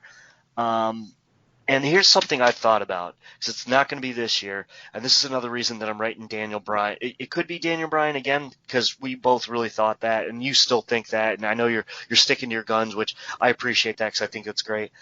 Both he and AJ are going to retire at the ends of their current contracts. Something tells me that eerily it's going to be like a Goldberg versus Lesnar thing. Like I think they're going to retire each other in a final match. And I don't think it'll be this Mania. I think it'll be next Mania. And if so, I think that AJ's going to take the governor off him because it'll be his last match. People say he's lost a step. It's just that he doesn't do some of the same moves he used to because he's not made of Teflon anymore. Now I see him facing a Daniel Bryan who knows he's going to retire, so he's going to pull out all the stops. I see those guys just not being told what to do and just putting on a 20-25 minute classic in their last bout. And I think that's how they're going to go out. So I don't think it's going to be this year. And that's the only other thing that I think could push Bryan above Sheamus in this. Aside from that, I really wish it was Keith Lee. But if you had to pick one person that you just didn't see it coming that might be in the top 10 pick, I might say Shinsuke Nakamura, because he's the only person who's had kind of a positive build. Obviously, it's not going to be Adam Pearce, but that's the only person. I don't think they'd do it just because it'd be a second Rumble win. That would be like the only person I could conceivably. It's not going to be Otis. You know, I don't see any more goofball, let's give him a push for no good reason thing. The only person I see in that top 10 tier that might surprise me would be Shinsuke again. And that's what I got on the Rumble. Wow. No, that is you guys talk about a thorough review. We got thorough reviews right here. I mean that in a good way. So, or Cesaro. I mean, like the other thing is Cesaro, you know, he had a couple of good weeks and, he's been on commentary kind of awkwardly the last couple of weeks. He's probably in my top 15 of Cesaro winning. I think the fans will get behind it, but I don't think Vince is behind it. So, yeah, this has been great. I mean, you have really given me too much to think about in terms of angles and sub-angles and, you know, and little things that happen in the Rumble that are stories within stories within stories, but that's what the Rumble's about. That's why you could talk about the Rumble for hours and hours and hours, because there's so much going on, so many storylines interwoven, you know, the 5 possibilities that could come true. I really don't feel super confident about Daniel Bryan. I mean, I know I picked him. I know he's the odds-on favorite, but that also scares me he's the odds-on favorite because it seems too obvious and too easy. Very rarely does Vince go with the easy option. He usually takes kind of a backwards way to get there just to surprise fans at times. So I'm not super confident. I mean, Seth Rollins could certainly win it. You know, Brock Lesnar is Brock Lesnar, and I don't think Brock would win it, but you know, looking at this top 5 list of Vegas odds, you can make a case for every single one of them. This is a very, very, very difficult Rumble. I would stay the hell away from this to put money on it. I would not go anywhere near this. Out of all the matches on the card right now, this one scares me the most in terms of who could win it. Even the women's isn't great for me. And this was great. I'm glad there's not a complete obvious answer, you know, that it has to be. Like, you know, you'd look back and go, Roman Reigns has to win it. Roman Reigns, like in 2015, Roman Reigns got to win it, and he won it. Right? Like, so there's been times where it's very obvious who's going to win it, and this year is extremely difficult. So, any final thoughts or items you'd like to wrap up or shout out to, anything like that? Well, I do have a couple of shout-outs to throw out, but I also thought about one more quick thing as far as the Men's Rumble goes. Is there a chance, like the 3 faces of Foley, we see the 2 to potentially 3 faces of Wyatt? I'm glad you brought that up too, because I said the same thing maybe last week. He starts out with the fun Bray Wyatt, then he goes to the Swamp Cult leader, and then he goes to the Fiend. Yeah, I thought about the same thing. Like, you know, and you're right. Yeah. So that was on my mind. Or is it Bray Wyatt, you know, as like fun Bray Wyatt, because that's supposed to be the current version. We totally skip the cult leader, go into the Fiend, and then he comes back as his third new persona. Maybe. Which I still like the idea of the friend. I still think, I hope WWE Creative is out there, because I'm lobbing you a grapefruit here. All you have to do is knock it out of the park. Okay, it's pretty easy. But I could see that, because there's been so many retreads with, you know, the Mandible Claw, with the, you know, Kevin Owens using the stunner, like so many things, and of course the belief that people don't want change. Well, why don't they really think that we forget this, but we don't forget. But I could see that kind of happening. Aside from that, I would like to do some shout outs if I could real quick. Yeah. Okay. So as all of our listeners know, I'm currently on work assignment here in Memphis, Tennessee, which is my old stomping grounds. Been here for a long time. Last time I was on the show, I kind of mentioned the restaurant I was working at, which is the Kooky Canuck in Cordova, Tennessee. And I had two of our listeners come and visit me, and I just want to give them a shout out. That was Rob Poyer and Tayshawn Reed. They're friends. Both live out in the Germantown area. They're roommates, and apparently they really, really enjoy the show. And when they found out they could actually come meet me, they came, they had some lunch, and we talked wrestling for about a half hour, 45 minutes. It was really cool, and it was really awesome. And so I just wanted to let them know that I would recognize them on the show. And then just a few people from around the town and a couple of businesses. While I was gone, a few new businesses opened. 901 Comics, it's owned by a man named Shannon Merritt. It's a great comic shop if you're in the Memphis Cooper Young area. It's fantastic. I love my comic books. I've known Shannon for many years, and I'm glad. He also owns his own publishing label, and they have some of their own comics that they produce themselves, which is really cool. So you never know if somebody you know might become a character inside of a comic as just a kind of one-off, kind of tongue-in-cheek thing, which is really awesome. A couple gentlemen who are big wrestling fans, a man by the name of Randy Cresswell. He's a really nice guy, and he's really into all things that are kind of subculture, which I think is really awesome. You can have conversations with this guy all day like you and I when we sidebar. A gentleman by the name of Mark Tedford I've known for many years, I hadn't seen for a long time, who used to, when he was a teenager, sell hot dogs so he could make it to the Mid-South Coliseum, and there he would sell programs for the old Continental and old USWA and all the old Memphis territories and Mid-South territories, and he has a few that I might be acquiring from him. And he was the man who gave me the old phrase that pro wrestling was his favorite hillbilly soap opera, so it's something I love. And the last shout-out goes to a place called Grivet Outdoors. It's also in the Cooper Young area. When I was visiting the comic shop, I went there. I met the owner. It's a great outdoor store. It's not that big. They've got a great selection of shoes, all kinds of equipment there for anything that you want to do as far as hiking, kayaking, outdoors, you name it, they've got it. And what really impressed me is that he had a thorough stand of men's body care, such as like Everyman Jack, Cremo, stuff like that. I use a lot of that skincare product and beard balms and things of that nature.